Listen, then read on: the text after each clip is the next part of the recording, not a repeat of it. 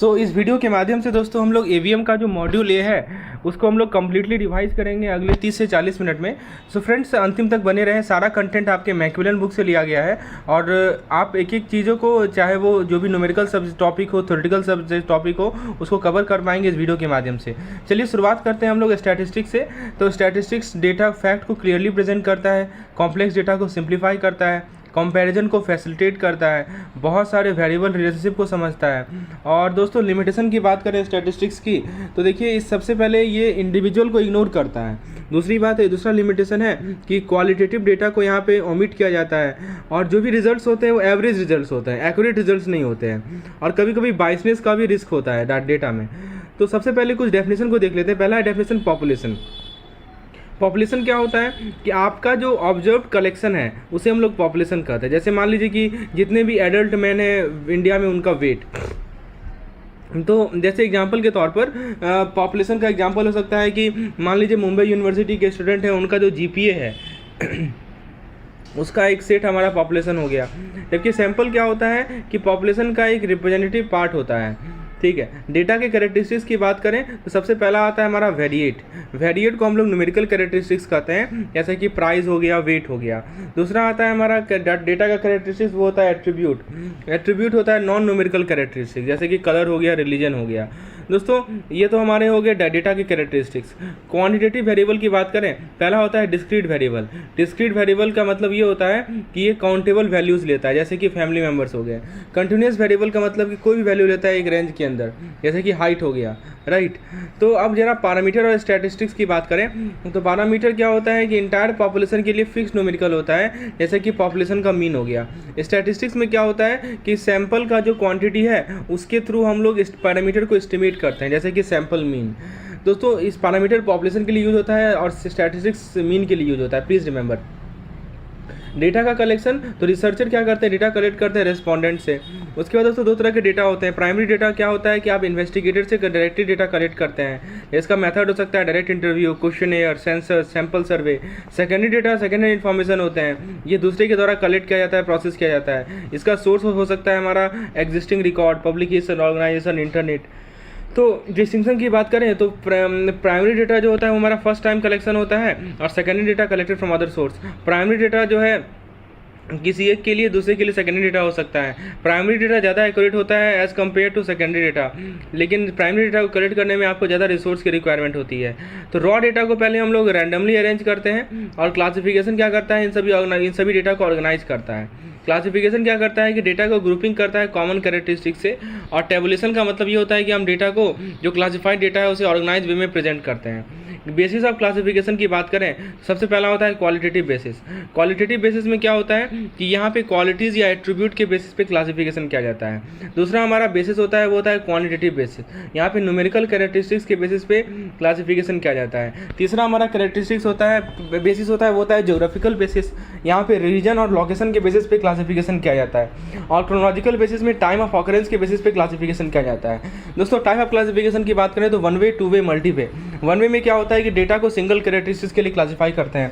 Two way में क्या होता है कि आप दो कैरेक्टरिस्टिक्स को साइमल्टेनियसली कंसीडर करते हैं। मल्टी वे में क्या होता है कि आप दो से ज़्यादा कैरेक्टरिस्टिक्स को साइमल्टेनियसली कंसीडर करते हैं। फ्रीक्वेंसी डिस्ट्रीब्यूशन की बात करें तो ये आपको बताता है कि किसी वेरिएबल में जो वैल्यूज़ हैं उसका ऑकरेंस को रिप्रेजेंट करता है फ्रीक्वेंसी डिस्ट्रीब्यूशन। तो यहाँ पे एक टेबल फॉर्मेट होता है जिसमें वैल्यूज़ होते हैं और उसके कॉरस्पॉन्डिंग फ्रीक्वेंसीज होते हैं। फ्रीक्वेंसी डिस्ट्रीब्यूशन टेबल की बात करें तो ये क्या करता है, डेटा को क्लासेस या ग्रुप में ऑर्गेनाइज करता है जिसमें न्यूमेरिकल इंटरवल हो। लेफ्ट कॉलम में क्लास या ग्रुप रहेगा और राइट कॉलम में फ्रीक्वेंसी रहता है, जनरली फ्रीक्वेंसी डिस्ट्रीब्यूशन टेबल में। क्लास के कैरेक्टरिस्टिक्स की बात करें तो होता है हमारा क्लास लिमिट। तो एक होता है लोअर क्लास लिमिट, एक होता है अपर वैल्यू होता है जो कि क्लास को डिफाइन करता है। यानी क्लास को डिफाइन करने के लिए एक हमारा लोअर वैल्यू होता है, एक अपर वैल्यू होता है। क्लास लेंथ या क्लास विड्थ की बात करें तो जो हमारा अपर और लोअर क्लास लिमिट के बीच का डिफरेंस होता है उसे क्लास लेंथ या क्लास विड्थ कहते हैं। मिड वैल्यू की बात करें, मिड वैल्यू को हम लोग क्लास मार्क भी बोलते हैं। तो हमारा क्लास का जो मिड पॉइंट होता है उसे मिड वैल्यू या क्लास मार्क बोलते हैं। क्लास इंटरवल दो तरह का होता है, एक्सक्लूसिव क्लास इंटरवल जिसमें अपर लिमिट को एक्सक्लूड कर देते हैं, इंक्लूसिव क्लास इंटरवल जिसके अंदर दोनों लिमिट को इंक्लूड करते हैं। फ्रेंड्स ये जो हमारा रिविजन सेशन है इसमें एक एक पॉइंट को लिया गया है, मैक्विलन बुक से कुछ नहीं छोड़ा गया है। यदि आप इस पार्टिकुलर वीडियो को सही तरीके से रिवाइज करते हैं, इस पर कुछ प्रैक्टिस कर लेते हैं न्यूमेरिकल क्वेश्चन को, निश्चित रूप से मॉड्यूल लेगा कोई क्वेश्चन आपसे नहीं छूटेगा। तो दोस्तों इंक्लूसिव टाइप की बात करें तो जैसे एग्जांपल आप देख सकते हैं 60 to 69, 70 to 79, 80 to 89।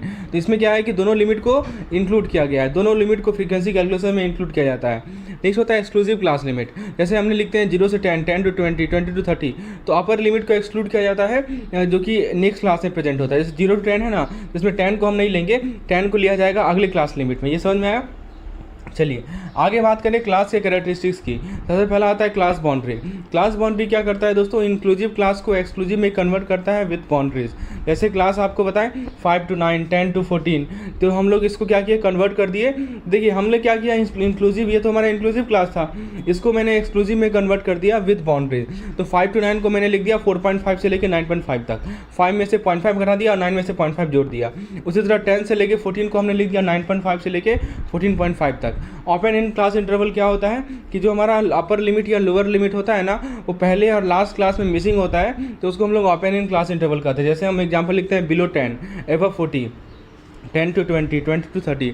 दोस्तों फ्रीक्वेंसी की मेजरमेंट की बात करें तो सबसे पहला मेजरमेंट होता है रिलेटिव फ्रीक्वेंसी। तो किसी भी क्लास का जो रिलेटिव फ्रीक्वेंसी होता है उसका फॉर्मूला है class frequency upon total frequency. So please remember this formula. तो जैसे मान लीजिए कि आपको एक बुक में एग्जांपल दे रखा है, उसमें जो 20 to 30 का रिलेटिव फ्रीक्वेंसी होगा वो 12/32 होगा। तो एक तरीका हो गया रिलेटिव फ्रीक्वेंसी के थ्रू। दूसरा तरीका है percentage frequency.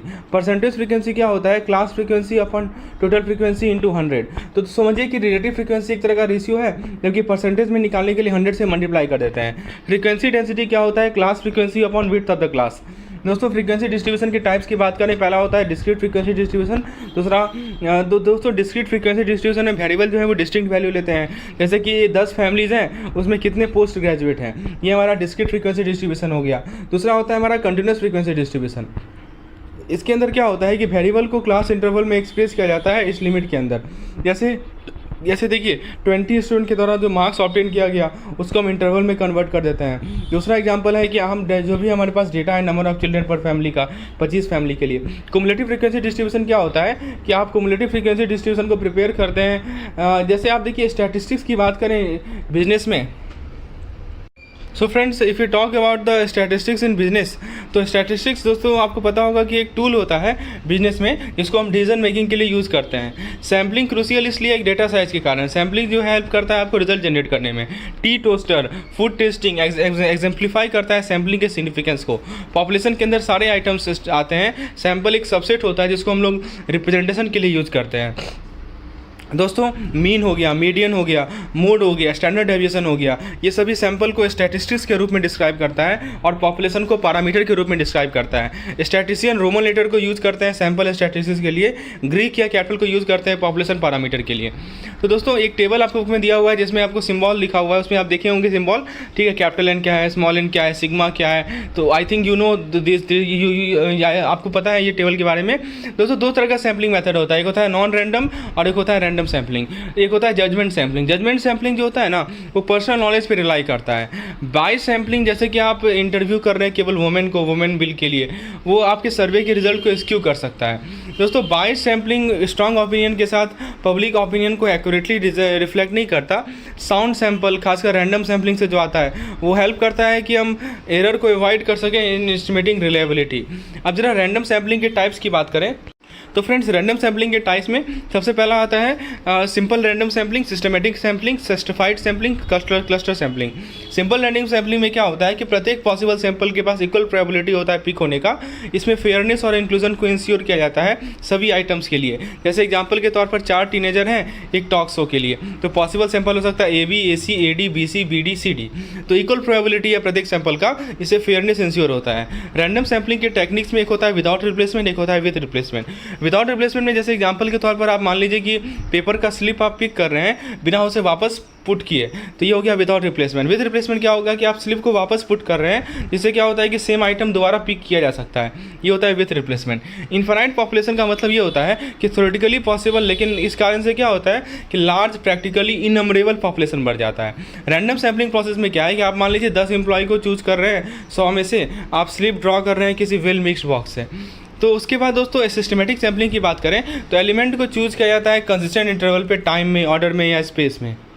So friends, EVM के लास्ट रिवीजन के लिए, लास्ट टाइम रिवीजन के लिए ये बहुत ही इंपॉर्टेंट कोर्स है आपके लिए, ईवीएम का कैप्सूल कोर्स। आप इसके कंटेंट को देख सकते हैं। मैंने एक सेपरेट क्विज नया पैटर्न पे जो विदाउट ऑप्शन टाइप क्विजेज है वो डाल रखे हैं, और उसके अलावा ईवीएम के कैप्सूल कंटेंट में आप one liner PDF, capsule PDF, daily quizzes, previous year question, formula PDF, यानी सारे वो इंपॉर्टेंट पीडीएफ आपको डाल रखे हैं, क्योंकि जिसको आप एक बार रिवाइज कर लें एग्जामिनेशन से पहले तो बहुत ही महत्वपूर्ण तरीका से आपका कुछ छूटेगा नहीं और आप उस पर क्वेश्चन सॉल्व कर पाएंगे। क्योंकि दोस्तों ये हमने देखा है कि फार्मूला पीडीएफ से भी दोस्तों कम से कम 5 मार्क्स के क्वेश्चन आते हैं जो कि फार्मूला बेस्ड होते हैं। आपको फार्मूला पता होना चाहिए कैसे यूज़ करना है। तो यदि आप इस कोर्स में इनरोल होना चाहते हैं तो हमारे ऐप को इंस्टॉल कर लें। ऐप का लिंक डिस्क्रिप्शन सेक्शन में आपको मिल जाएगा, या मुझे पर्सनली व्हाट्सएप करके भी इसके बारे में डिटेल जानकारी ले सकते हैं।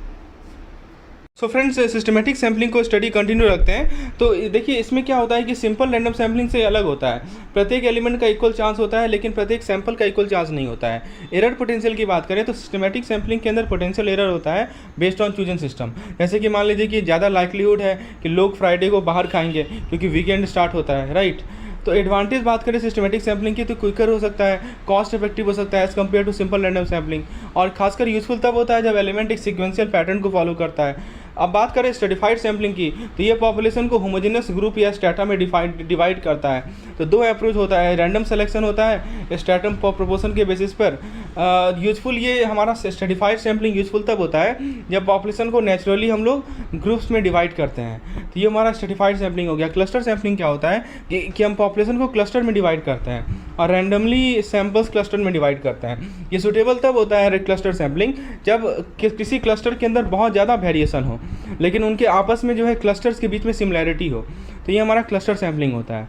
चलिए अब दोस्तों, क्लस्टर सैम्पलिंग ज़्यादा कॉस्ट इफेक्टिव है सिंपल रैंडम सैम्पलिंग के लिए। सैम्पलिंग डिस्ट्रीब्यूशन, तो सैम्पलिंग डिस्ट्रीब्यूशन क्या शो करता है कि हमारा जो एक स्टैटिस्टिक्स है उसका प्रोबेबिलिटी डिस्ट्रीब्यूशन कैसा है। हाँ, it shows the probability distribution of a given statistics. अब स्टैटिस्टिक्स का मतलब क्या हुआ कि जैसे कि हमारा मीन हो गया, हमारा प्रपोर्शन हो गया, ठीक है, ये सभी हमारी स्टैटिस्टिक्स हैं। तो इनका प्रोबेबिलिटी डिस्ट्रीब्यूशन को हमने सैम्पलिंग डिस्ट्रीब्यूशन शो करता है। जैसे मान लीजिए कि एग्जाम्पल के तौर पर हाइट ऑफ वाई, तो जैसे मान लीजिए कि 5 वाई है, इसका हाइट दे रखा है ए का, बी का, सी का, डी का और ई का। तो सैम्पलिंग साइज 3 है। तो यहाँ पे आप देख सकते हैं कि यदि सैम्पलिंग साइज हमारा 3 होगा तो यहाँ पे 10 सैंपल हमें मिलेगा जिसका अलग अलग मीन होगा। आप देख सकते हैं यहाँ पे, जैसे देखिए यहाँ पे हमारे 10 सैंपल मिला है और सभी का मीन आप देख सकते हैं अलग अलग है, राइट, क्योंकि हमारा सैम्पलिंग साइज 3 है। तो और ये जो अब एक चीज़ नोटिस कीजिए कि इन सभी सैंपल का जो मीन है, ठीक है, वो कितना है 162.40, ठीक है। तो ये देखिए ये सैंपल का मीन क्या है, ये सैंपल का मीन क्या है, ये सैंपल का मीन क्या है।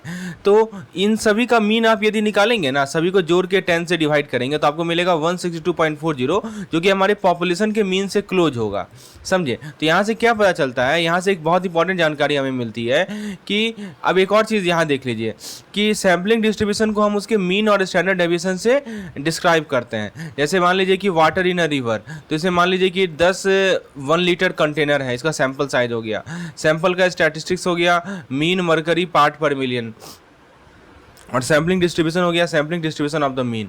फिर हमारा मान लीजिए प्रोफेशनल बास्केटबॉल टीम है, इसके अंदर 5 प्लेयर का ग्रुप है, तो मीडियन हाइट इसका स्टैटिस्टिक्स हो गया। मैन्युफैक्चरिंग पार्ट है, इसमें 50 पार्ट हैं, तो इसमें जो प्रोपोर्शन डिफेक्टिव होते हैं ये इसका सैंपल स्टैटिस्टिक्स हो गया, राइट। तो अब देखिए एक पॉइंट को समझिए, जो हमारा स्टैंडर्ड एरर क्या होता है कि हमारा सैम्पलिंग डिस्ट्रीब्यूशन का जो स्टैंडर्ड डेविएशन होता है ना, उसे ही हम लोग स्टैंडर्ड एरर बोलते हैं। तो यदि मान लीजिए कि हमारा स्मॉल स्टैंडर्ड एरर रहेगा, मतलब कि हमारा पॉपुलेशन पैरामीटर का एस्टिमेट एक्यूरेट है। तो याद रखिएगा कि एक्यूरेट हमारा एस्टिमेट है, कैसे पता चलेगा, एक्यूरेट एस्टिमेट पता करना है तो आपका जो स्टैंडर्ड एरर होगा वो क्या होगा, स्मॉल होगा। ये इंपॉर्टेंट पॉइंट है, ध्यान रखिएगा। अब एक पॉइंट देखिए यहाँ बताया जा रहा है पॉपुलेशन डिस्ट्रीब्यूशन के बारे में कि देखिए जो हमारे नॉन परफॉर्मिंग एसिड्स हैं एनपीए, उसका विथ मीन अलग होगा, स्टैंडर्ड डेविएशन अलग होगा, उसका मीन स्टैंडर्ड डेविएशन, ये एक तरह का पॉपुलेशन डिस्ट्रीब्यूशन है। सैम्पलिंग डिस्ट्रीब्यूशन क्या होगा कि जितने भी पॉसिबल सैंपल्स है सभी का मीन और स्टैंडर्ड डेविएशन। और सैम्पलिंग डिस्ट्रीब्यूशन ऑफ मीन क्या होगा, एक ऐसा डिस्ट्रीब्यूशन देखिए यहाँ पे सैम्पलिंग डिस्ट्रीब्यूशन लिखा हुआ है और यहाँ पे क्या लिखा हुआ है, सैम्पलिंग डिस्ट्रीब्यूशन ऑफ मीन। तो एक ऐसा डिस्ट्रीब्यूशन जो कि हमें म्यू एक्स शो करे और एस एक्स शो करे। म्यू एक्स क्या होता है मीन और एस एक्स क्या होता है स्टैंडर्ड एरर। जैसे एग्जांपल के तौर पर, जैसे मान लीजिए कि एक सैम्पलिंग है, एक पॉपुलेशन है जिसमें 5 लोगों का हाइट दिया हुआ है A B C D E, और हाइट जो है सेंटीमीटर में इस तरह इस प्रकार से दिया हुआ है, ए का, बी का, सी का, डी का, ई का। तो यहाँ पे जो पॉपुलेशन मीन होगा वो कितना निकला, अभी हमने निकाला था, कितना निकाला था 162.40, यहाँ पे हमने कैलकुलेट किया था ना, ये हमारा पॉपुलेशन मीन था। ठीक है, तो हम क्या देख रहे हैं कि इन ये जो पॉपुलेशन मीन है और जो सैंपल मीन का मीन है, एक देखिए सैंपल मीन का मीन, ठीक है, sample mean, mean of sample mean, वो भी कितना है 162.40, जो कि पॉपुलेशन मीन के बराबर है। तो ये कंसिस्टेंट होता है हमारा जो सिंगल सिंपल रैंडम सैम्पलिंग होता है ना, इसके प्रॉपर्टी से ये कंसिस्टेंट होता है, जहाँ पे mean of sample mean equal to population mean, ये याद रखिएगा। ठीक है, कि हमारा सैंपल मीन का जो मीन होता है वो पॉपुलेशन मीन के बराबर होता है। अब एक पॉइंट है हमारा spread of sample mean. Spread of sample mean का मतलब क्या होता है कि अब जो वैल्यूज है हाइट का, वो मिनिमम कितना है 156 और मैक्सिमम कितना है हमारा 170, राइट। तो वैल्यू तो 156 से लेकर 70 तक है, लेकिन जो सैंपल मीन है वो उसका रेंज देखिए। सैंपल मीन अभी हमने निकाला ना, यहाँ देखिए सैंपल मीन ये वाला देखिए, ये इसको आप देखिए, इतना दूर को देखिए, इसको आप देखिए। तो सैंपल मीन का मिनिमम वैल्यू कितना पे है देखिए 159.33 और मैक्सिमम वैल्यू कितना पे है आप यहाँ पे देख सकते हैं 165.33 है ना। तो सैंपल मीन हमारा 159 से लेकर 165 के बीच में लाई कर रहा है, राइट। तो सैंपल मीन में स्प्रेड कम है एज कम्पेयर टू पॉपुलेशन, ये आप नोटिस कर रहे हैं ना। ठीक है, तो ये भी नोटिस करने वाली बात है कि सैंपल मीन का स्प्रेड जो होता है वो कम होता है, राइट। तो अब देखिए कुछ प्रॉपर्टीज़ मैं आपको बता दूं, अभी जो हमने एग्जाम्पल लिया था उससे हमने कुछ कंक्लूजन ड्रॉ किया कि पहला है मीन ऑफ सैम्पलिंग डिस्ट्रीब्यूशन। तो सैम्पलिंग डिस्ट्रीब्यूशन का जो मीन होता है वो पॉपुलेशन मीन के बराबर होगा। इसको हम ऐसे कर सकते हैं कि म्यू एक्स बराबर म्यू। और दूसरा है हमारा standard deviation of sampling distribution. इसका क्या मतलब हुआ कि हमारा जो सैम्पलिंग डिस्ट्रीब्यूशन सिग्मा एक्स का जो स्टैंडर्ड डेविएशन होता है, ठीक है, वो उसका फॉर्मूला क्या होता है कि पॉपुलेशन का standard deviation divided by square root of sample size. ठीक है, तो देखिए यहाँ पे इस फॉर्मूले से आप देख सकते हैं कि यदि सैंपल साइज बढ़ेगा तो हमारा स्टैंडर्ड डेविएशन कम होगा। ठीक है, जो कि हमें इंडिकेट करेगा कि हमारा पॉपुलेशन मीन का प्रिसाइज एस्टिमेट है, राइट। तो सिग्मा एक्स बराबर सिग्मा अपॉन रूट एन, ये फॉर्मूला याद रखिएगा।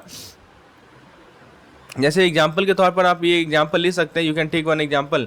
मीन दे रखा है 2000 रुपया, स्टैंडर्ड डेविएशन दे रखा है 600 रुपीज़। एक रैंडम सैंपल है हमारा 100 अकाउंट का, हमें प्रोबेबिलिटी निकालना है कि सैंपल मीन इस रेंज में लाई करे। तो पहला स्टेप भाई समझिए, पहला स्टेप हमें क्या करना है, स्टैंडर्ड एरर निकालना है। स्टैंडर्ड एरर का फॉर्मूला क्या होता है, सिग्मा ई बराबर sigma upon root n. Sigma कितना है 600 है, रूट एन कितना है बाई 2000 कर दीजिए तो आपको मिल जाएगा 60। ठीक है, चलिए सॉरी एन यहाँ पे 100 होगा क्योंकि सैंपल का साइज है 100, तो यहाँ पे आपको 60 मिल जाएगा स्टैंडर्ड एरर। अब क्या करना है दूसरा स्टेप में कि आपको इसको स्टैंडर्ड नॉर्मल वेरिएबल यानी जेड वैल्यू में कन्वर्ट करना है। जेड का फॉर्मूला क्या होता है, x minus mu upon sigma x. ठीक है, x कितना है हमारा, तो देखिए एक x है हमारा 1900 और एक है हमारा 2050, तो दोनों के लिए निकालना पड़ेगा। जब 1900 होगा तो z निकाल लीजिए -1.67 आएगा, और जब x 2050 होगा तो z निकाल लीजिए 0.83 आएगा, समझे। और फिर आपको मैंने ग्राफिकल मेथड समझाया था। ठीक है, तो अब आपको प्रोबेबिलिटी टेबल के माध्यम से दोनों जेड की कॉरेस्पॉन्डिंग प्रोबेबिलिटी निकालना पड़ेगा। जैसे आप देख सकते हैं कि -1.67 के लिए जेड की प्रोबेबिलिटी है 0.4525, और यदि जेड का वैल्यू 0.83 है तो प्रोबेबिलिटी है 0.2967। तो टोटल प्रोबेबिलिटी के लिए दोनों को ऐड कर दीजिए तो आपको प्रोबेबिलिटी मिल जाएगा। तो हमें क्या समरी निकलता है कि हमारा जो सैम्पलिंग डिस्ट्रीब्यूशन ऑफ मीन है वो हमें सैंपल मीन का मीन और वेरिएबिलिटी को रिफ्लेक्ट करता है। स्टैंडर्ड एरर इंडिकेट करता है कि सैंपल मीन कितना प्रिसाइज है as an estimate of population mean. और नॉर्मल डिस्ट्रीब्यूशन का मतलब कि यदि पॉपुलेशन हमारा नॉर्मली डिस्ट्रीब्यूटेड होगा तो जो हमारा सैम्पलिंग डिस्ट्रीब्यूशन होगा सैंपल मीन का वो भी नॉर्मल होगा और स्प्रेड कम होगा जैसे सैंपल साइज बढ़ेगा। ठीक है, तो ये 3 पॉइंट को ध्यान रखना है हमें। अब मान लीजिए कि नॉन नॉर्मल पॉपुलेशन है, उस केस में क्या करें। अभी तो हमने नॉर्मल पॉपुलेशन को डील किया, तो जब मान लीजिए कि ऐसा पॉपुलेशन को हम डील कर रहे हैं जो कि नॉर्मली डिस्ट्रीब्यूशन नहीं है, तो सैम्पलिंग डिस्ट्रीब्यूशन का जो बिहेवियर होगा, मीन का जो सैम्पलिंग डिस्ट्रीब्यूशन का बिहेवियर होगा उसको हम एनालाइज कर सकते हैं। जैसे मान लीजिए 5 मोटरसाइकिल ऑनर है और उनके टायर का लाइफ है, जैसे चेतन का 3 महीना का टायर है, दिनेश का 3 महीना, ईश्वर 6 महीना, फिरोज 9 महीना और जॉर्ज का 15 महीना। ये टायर का लाइफ पीरियड दिया हुआ है। ठीक है, तो टोटल लाइफ कितना हो गया 36 मंथ हो गया, जोड़ लीजिए सबको। और पॉपुलेशन मीन कितना हो जाएगा 36 को डिवाइड कर दीजिए 5 से, लगभग 7.2 मंथ आएगा।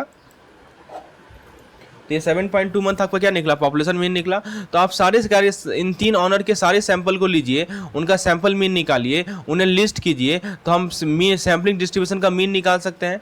राइट। तो यदि आपका पॉपुलेशन नॉर्मली डिस्ट्रीब्यूशन नहीं भी हो, फिर भी हम कह सकते हैं कि म्यू एक्स जो है वो म्यू के बराबर है, समझे, मतलब कि पॉपुलेशन मीन और सैंपल मीन बराबर है, ये भी ध्यान रखिएगा। तो जरूरी नहीं है कि आपका नॉर्मली डिस्ट्रीब्यूशन हो ही, नॉन नॉर्मल डिस्ट्रीब्यूशन वाले केस में भी आपका पॉपुलेशन का मीन और सैम्पलिंग डिस्ट्रीब्यूशन का जो मीन होता है वो बराबर होता है, ठीक है, ये ध्यान रखेंगे। अब हमारा एक बहुत इंपॉर्टेंट थ्योरम है जिसको हम लोग बोलते हैं सेंट्रल लिमिट थ्योरम, शॉर्ट में इसको आप CLT कह सकते हैं। ये कहता है कि सैम्पलिंग डिस्ट्रीब्यूशन का जो मीन का जो सैम्पलिंग डिस्ट्रीब्यूशन का मीन होता है वो पॉपुलेशन मीन के बराबर होगा, चाहे सैंपल साइज कुछ भी हो या पॉपुलेशन डिस्ट्रीब्यूशन का शेप कुछ भी हो।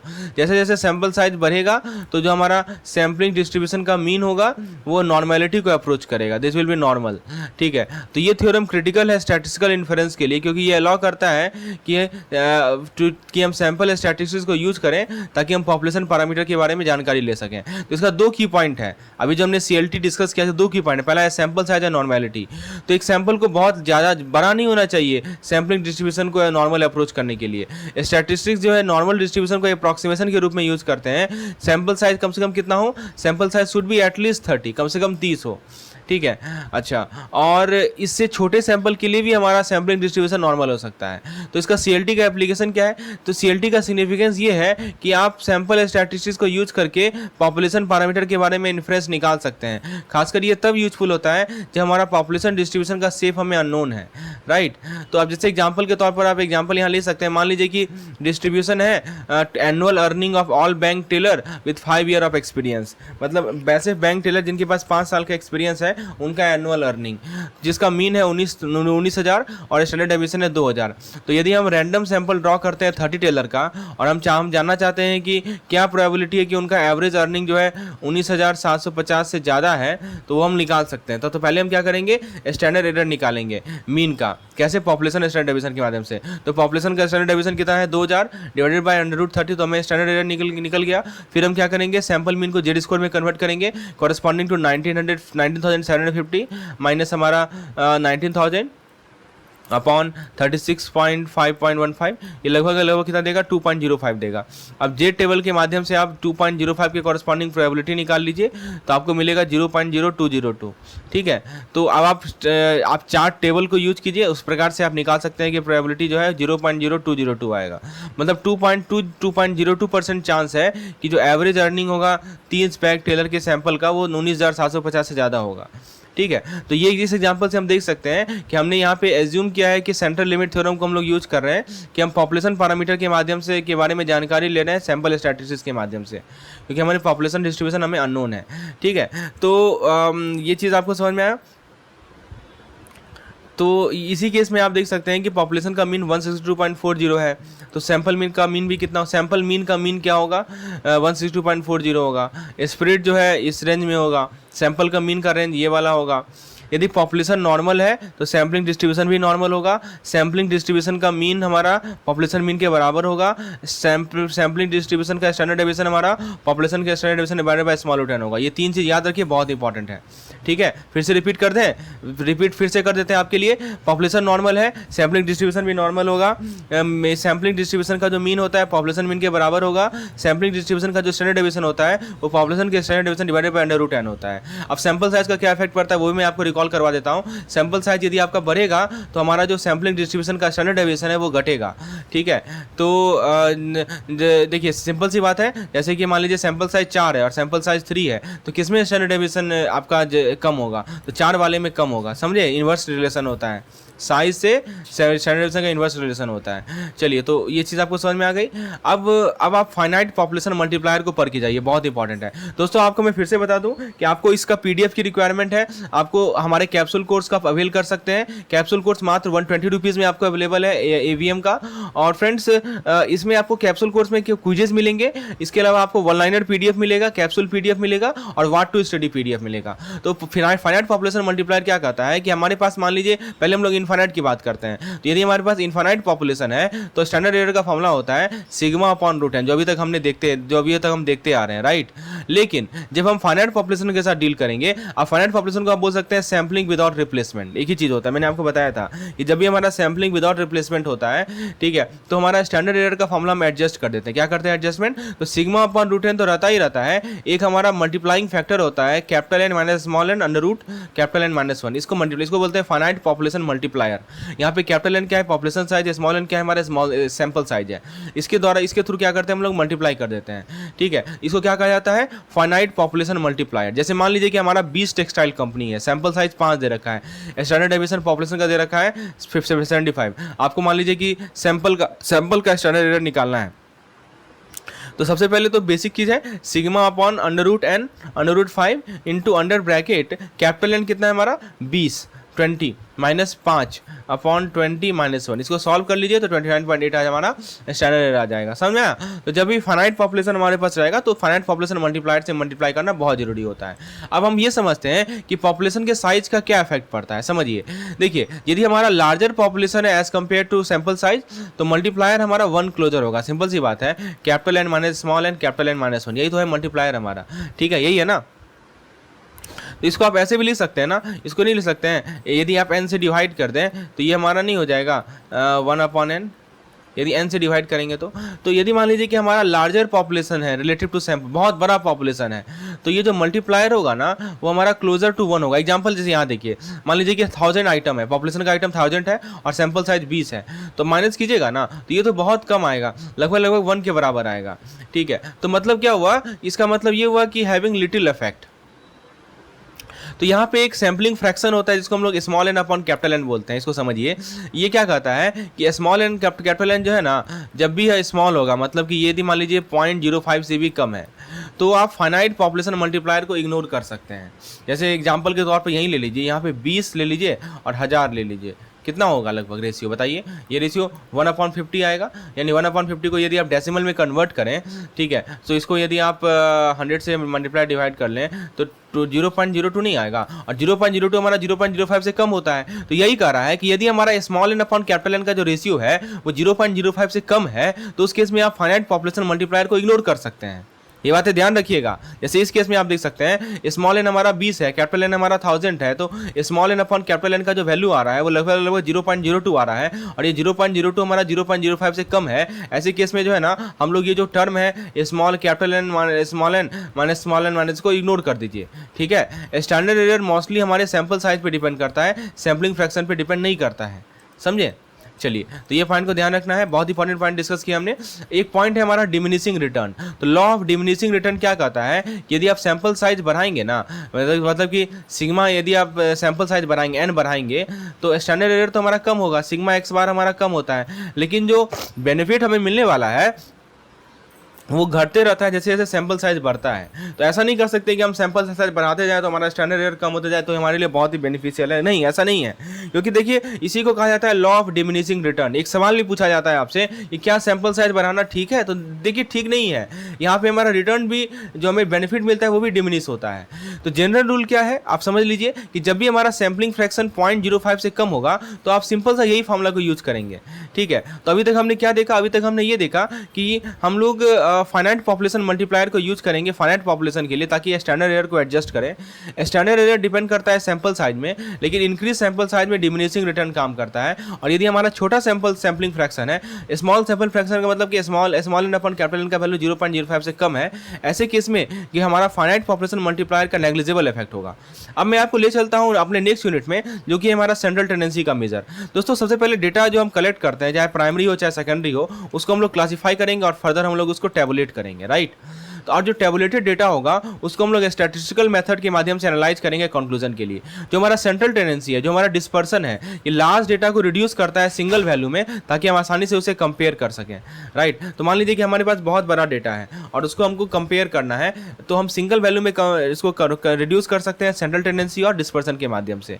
तो सब सवाल ये है कि सेंट्रल टेंडेंसी का ऑब्जेक्टिव क्या है? तो ये क्या करता है कि आपके डेटा को कंडेंस करता है सिंगल वैल्यू में।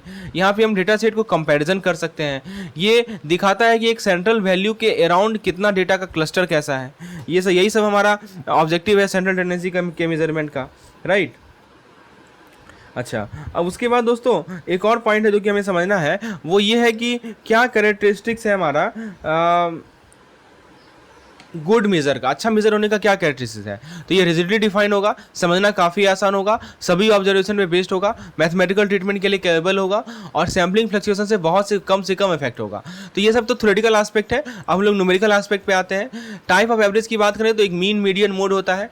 तो अर्थमेटिक मीन की पहले बात करें तो सिंपलेस्ट और मोस्ट वाइडली यूज होता है। आप क्या करते हैं कि सभी नंबर को जोड़ के number of count of number से डिवाइड कर देते हैं। अब एक केस होता है हमारा अनग्रुप डेटा। तो अनग्रुप डेटा यदि रहे तो एक्स बार हो जाता है summation of x i is equal to 1 to n upon n। जैसे मान लीजिए 10 स्टूडेंट का मार्क्स है, तो आपको मान लीजिए मीन दे रखा है 30, आपको मिसिंग वैल्यू बताना है।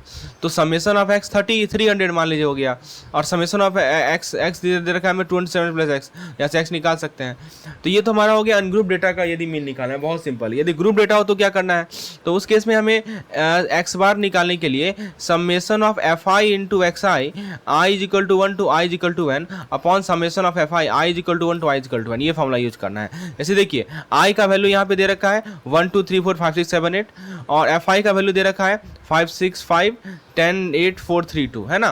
तो यहाँ पे यदि एक्स बार निकालेंगे तो कैसे निकालेंगे, 1 into 5 plus 2 into 6 plus 3 into 5 plus 4 into 5, मतलब इसको मल्टीप्लाई करना है इससे, इसको इससे, इसको इससे, इसको इससे, और सभी को जोड़ के divided by summation of f आई से 43 से डिवाइड कर देना है, समझिए। तो इस केस में हमें मीन ऐसे निकाला जाएगा। अब जैसे देखिए आपके सामने अब हो सकता है कि क्लास इंटरवल दिया हुआ हो, तब कैसे करेंगे। जैसे यहाँ देखिए 20 से 30, 30 से 40, 40 से 50 ऐसे करके सबका फ्रीक्वेंसी दिया हुआ हो, तो वहाँ पे मीन कैसे निकालेंगे। तो आपको प्रत्येक क्लास इंटरवल का क्लास मार्क लेना है। क्लास मार्क कैसे निकालते हैं हमने ऑलरेडी डिस्कस किया है, और क्लास मार्क को आपको कॉरस्पॉन्डिंग, जैसे 20 से 30 का क्लास मार्क क्या होगा, 25 होगा, 25 को 5 से गुना करेंगे। 30 से 40 का 35 होगा, 35 को 12 से गुना करेंगे। 40 से 50 का 45 होगा, 45 को 10 से गुना करेंगे। 50 60 का 55 होगा, इसको 14 से गुना करेंगे। ऐसे करके सभी को जोड़ दीजिए और फिर क्या करना है, फ्रीक्वेंसी को जोड़ दीजिए। जैसे 5 plus 12 plus 10 plus 14 plus 5 plus 8 plus 4, समझे। तो ऐसे निकाला जाएगा। तो इस प्रकार से सवाल पूछा जाता है। अब एक होता है हमारा combined arithmetic mean. Combined arithmetic mean क्या होता है, इसका फॉर्मूला सिंपल सा चीज़ है कि x bar is equal to n1 x1 plus n2 x2 upon n1 plus n2। जैसे मान लीजिए कि 2 स्टूडेंट ग्रुप है, ग्रुप 1 में 100 स्टूडेंट है जिसका मीन दे रखा है 60, ग्रुप 2 में 50 स्टूडेंट है जिसका मीन दे रखा है 90।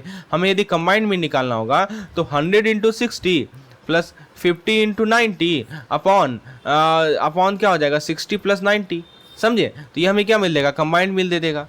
उसी तरह दूसरा एग्जांपल आप यहाँ पे देखिए, क्या बताया जा रहा है कि हमें हेल्थ क्लब मेंबर है, 100 मैन का मीन है 60 kg, 80 वुमेन का मीन है 50 kg, 20 चिल्ड्रन का मीन है 35 kg। तो क्या करना है, ये हमारा n1 हो गया, ये हमारा x1 हो गया, n2 x2 n3 x3, सबको n1 मल्टीप्लाई करके जोड़ दीजिए और n1 प्लस n2 से डिवाइड कर दीजिए, समझिए। तो ये चीज़ समझना बहुत ज़रूरी है कि हमारा फ्रीक्वेंसी कौन सा है और n1 कौन सा है और मीन कौन सा है। चलिए उसी प्रकार से इस प्रकार से यहाँ सवाल दिया हुआ है, इसको हम लोग आगे इग्नोर करते हैं। अब देखिए कंबाइंड मीन का आपने समझा, तो मेरिट क्या है अर्थमेटिक मीन का, कि रिजिडली डिफाइन है, कैलकुलेट करना आसान है, सभी ऑब्जर्वेशन में बेस्ड होता है, सभी डेटा के लिए अप्लाई होता है, और फाइनाइट और डेफिनिट है। ये सभी मेरिट्स हैं हमारे अर्थमेटिक मीन के, राइट।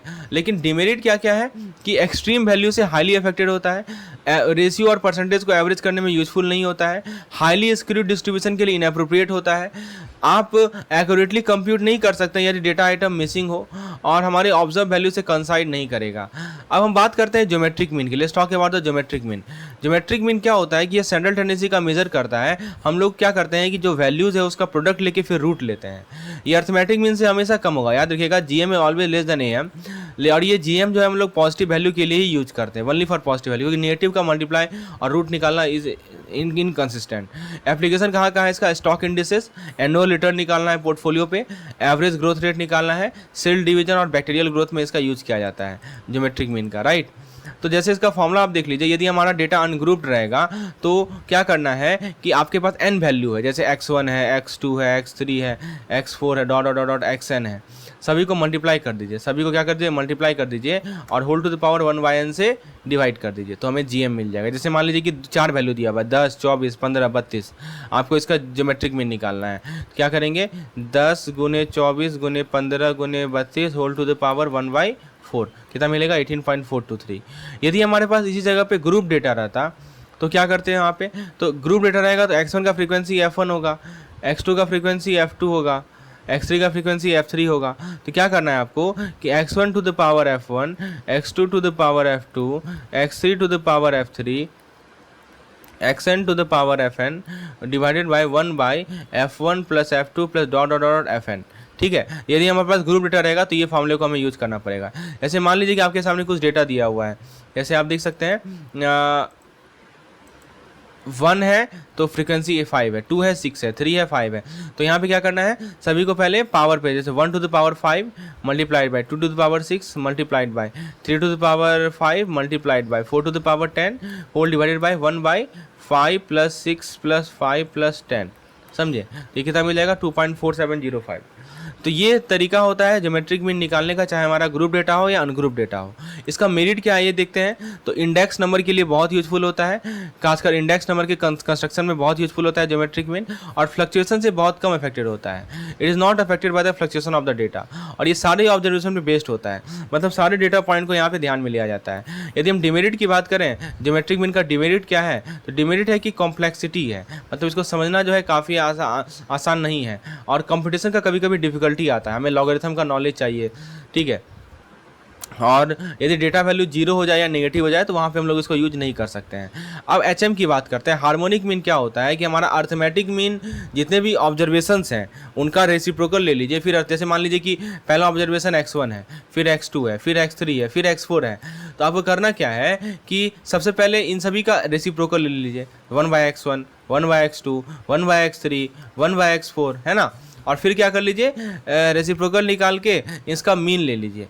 तो मीन कैसे निकालेंगे, तो मीन निकालना आपका रेसिप्रोकल ऑफ द, पहले मीन निकालें। मीन कैसे निकालते हैं, तो summation of 1/xi i = 1 to i = 1 divided by, इसका रेसिप्रोकल फिर कर लीजिए, n divided by summation of 1/xi i = 1 to i, यही फॉर्मूला होता है। ठीक है, तो ये कहाँ सुटेबल होता है हमारा हार्मोनिक मीन, तो डेटा सेट जहाँ जिसका वैल्यू जो है ना रेशियो या रेशियोज हो, एक एक्यूरेट मेजर प्रोवाइड करता है आपका HM।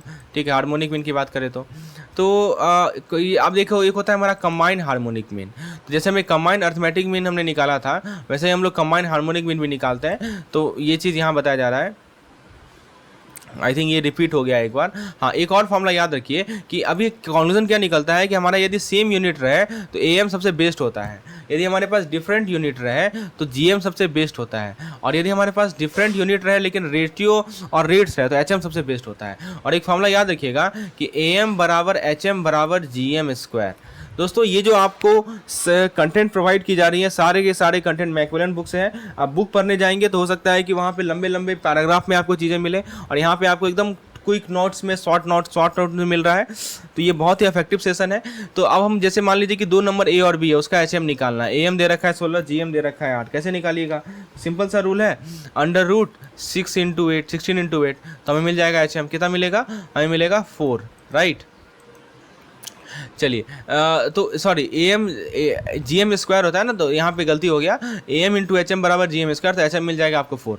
ठीक है, अब देखिए एक होता है हमारा मीडियन और क्वार्टाइल। मीडियन क्या होता है कि जो मिडिल वैल्यू जो कि डेटा सेट को 2 इक्वल पार्ट में डिवाइड करे। तो पहले आपको क्या करना है कि डेटा को असेंडिंग या डिसेंडिंग ऑर्डर में अरेंज कर लेना है। तो मीडियन जो होता है ना हमारा पोजिशनल एवरेज होता है। क्वार्टाइल करने के लिए क्या करना है कि आपको डेटा को 4 इक्वल हिस्सा में डिवाइड करना है। Q1 हमारा लोअर क्वार्टाइल होगा 25 परसेंटाइल, Q2 हमारा मीडियन होगा 15 परसेंटाइल, परसेंटाइल लिखा हुआ है। Q3 हमारा अपर क्वार्टाइल होगा 75 परसेंटाइल। एक होता है हमारा इंटर क्वार्टाइल रेंज, तो ये बताता है कि मीडियन के अक्रॉस कितना वेरिएबिलिटी है। इसको निकालने के लिए आप Q3 - Q1 करते हैं। तो ये सभी चीज़ को ध्यान रखना है, क्वार्टाइल क्या होता है, मीडियन क्या होता है। ठीक है, चलिए, तो अब जैसे मीडियन हमें मान लीजिए अनग्रुप डेटा का निकालना है, तो डिपेंड करता है कि नंबर ऑफ ऑब्जर्वेशन कितना है, ऑड है या इवन है। तो यदि ऑड है तो n + 1/2th ऑब्जर्वेशन जो होगा वो हमारा क्या कहलाएगा, मीडियन कहलाएगा। लेकिन यदि हमारा इवन नंबर ऑफ ऑब्जर्वेशन है तो n/2th ऑब्जर्वेशन जो होगा और प्लस n/2 + 1th ऑब्जर्वेशन जो होगा डिवाइडेड बाई 2 कर लीजिएगा, तो वो हमें मीडियन देगा। एग्जाम्पल के तौर पर यहाँ देखिए, 34 32 अर्थात कितना 1 2 3 4 5 6 7 8 9 9 है। 9 क्या लगता है आपको? ऑड लगता है। तो और 9 के लिए क्या करना है आपको कि 9 + 1/2 यानी कितना हो जाएगा? तो आप सबसे पहले तो देखिए यहाँ गलती क्या होता है ना कि हम लोग पहले ऑर्डर में नहीं अरेंज करते। पहला काम यही होता है कि आपको असेंडिंग ऑर्डर में अरेंज करना है। आपने असेंडिंग ऑर्डर में अरेंज कर लिया ना, तो आपको क्या करना है कि यहाँ पे देखिए 1 2 3 4 5 6 7 8 9, ठीक है। तो इस केस में क्या करना है? I think here is some mistake, क्योंकि यहाँ पे तो डायरेक्ट हमारा 9 है तो डायरेक्ट हमारा बीच वाला हो जाएगा, ठीक है। चलिए आगे देखते हैं। फिर यहाँ भी आप देख सकते हैं, जैसे देखिए 1 2 3 4 5 6 7 8 9 10, यहाँ पे 10 है यानी एवन है। तो इसमें क्या करना है? n/2 + n/2 + 1th ऑब्जर्वेशन को तो n पहले ऑर्डर में अरेंज कर लीजिए। तो बीच में कौन सा आ रहा है? एक 15 आ रहा है, 17 आ रहा है, इसका मीन निकाल लीजिए तो हमें मीडियन मिल जाएगा। यदि ग्रुप डेटा हो तो फॉर्मूला होता है L + n/2 - CF upon F into C। L क्या है हमारा? Lower limit of median class. N क्या है हमारा? Total frequency. CF क्या है हमारा? Cumulative frequency before median class. F क्या है हमारा? Frequency of median class. C क्या है हमारा? क्लास इंटरवल विड्थ, ठीक है। तो यहाँ मीडियन क्लास निकालना बहुत जरूरी है क्योंकि L हमारा मीडियन क्लास से लिंक है, ठीक है ना। फिर CF भी जो है हमारा मीडियन क्लास से लिंक है, F जो है हमारा मीडियन क्लास से लिंक है, ठीक है। तो इसीलिए L निकालना, मीडियन क्लास निकालना बहुत ज़रूरी है। तो मीडियन क्लास होता क्या है? जैसे यहाँ पे देखिए कि आप जैसे डाटा क्लास 20 से 30, 30 से 40, 40 से 50, 50 से 60, 60 70 दिया हुआ है और सबका फ्रीक्वेंसी दिया हुआ है। तो मीडियन क्लास हमारा बीच वाला होगा। ऑड नंबर ऑफ ऑब्जर्वेशन है तो बीच वाला ही होगा मीडियन क्लास। L कितना हो गया मेरा? L हो गया हमारा 40, ठीक है। फ्रीक्वेंसी कितना है हमारा? फ्रीक्वेंसी हमारा है 30, समझ में आ रहा है। उसके बाद CF क्या है हमारा? कुमुलेटिव फ्रीक्वेंसी क्या है? कुमुलेटिव फ्रीक्वेंसी किसका लेते हैं? यहाँ देखिए लिखा गया है cumulative frequency before median class, median class से पहले। तो 8 + 26 जोड़ेंगे तो कितना आएगा? 30 ही ना आएगा, ठीक है। तो CF निकल गया हमें। उसके बाद दोस्तों और क्या करना है हमें? n/2 - 34 आएगा, ठीक है। और उसके बाद हमें क्या करना है? इंटू C करना है। C क्या है? Class interval. क्लास इंटरवल का विड्थ कितना है? 10 है ना। तो 40 हो गया हमारा lower limit plus F n/2, यहाँ पे लिखा हुआ है ना, प्लस क्या है? n/2। n क्या है हमारा? n क्या है? What is n? n is total frequency. Total frequency सबको जोड़ लीजिए, सबको जोड़िएगा तो आपको कितना आएगा? 26 + 8 34, 34 + 30 मतलब 100 आएगा, 50 उसका आधा होगा, ठीक है। तो ऐसे आप मीडियन निकाल सकते हैं। तो फॉर्मूला आप याद रखिए। यदि हमारा मोड की बात करें तो मोड यदि अनग्रुप डेटा का हो तो मोड जो मोस्ट फ्रिक्वेंटली ऑकरिंग वैल्यू है ना, जो वैल्यू सबसे ज़्यादा ऑकर हो रहा है उसको ही हम लोग मोड बोलते हैं, राइट। तो उसको ही हम लोग मोड बोलते हैं, प्लीज़ रिमेंबर इट। तो अब देखिए जैसे मान लीजिए कि जैसे 23 25 20 23 ये सब हमारे एग्जांपल्स हैं। तो सबसे ज़्यादा क्या ऑकर हो रहा है? 23 देखिए 3 बार ऑकर हो रहा है, 3 बार आ रहा है ना, इसीलिए 23 से हमारा मोड होगा। जो डेटा सबसे ज़्यादा बार आए ना वही हमारा मोड कहलाता है, समझे। और यदि ग्रुप डेटा हो तो क्या करना है वहाँ पे? तो फॉर्मूला अप्लाई करना है L1 + F1 - F0 upon 2F1 - F0 - F2 into C, ठीक है। L1 क्या है? मॉडल क्लास का लोअर लिमिट। F1 क्या है? मॉडल क्लास का फ्रीक्वेंसी। F0 क्या है? क्लास जो हमारा मॉडल क्लास से प्रीसीडिंग है उसका फ्रीक्वेंसी। F2 क्या है? क्लास जो मॉडल क्लास के बाद का है उसका फ्रीक्वेंसी। और C क्या है? हमारा क्लास इंटरवल का विड्थ है, समझे। जैसे यहाँ देखिए 20 से 30, 30 से सबका क्लास इंटरवल और फ्रीक्वेंसी दिया हुआ है। तो सबसे पहले मॉडल क्लास देख लीजिए। मॉडल क्लास हमारा मिलेगा 40 से 50 वाला, ठीक है, क्योंकि सबसे हाईएस्ट फ्रीक्वेंसी इसी का है। देखिए 30 है हाईएस्ट फ्रीक्वेंसी, तो हमारा मॉडल क्लास मिल गया। अब मॉडल क्लास का लोअर लिमिट हमारा L कहलाएगा।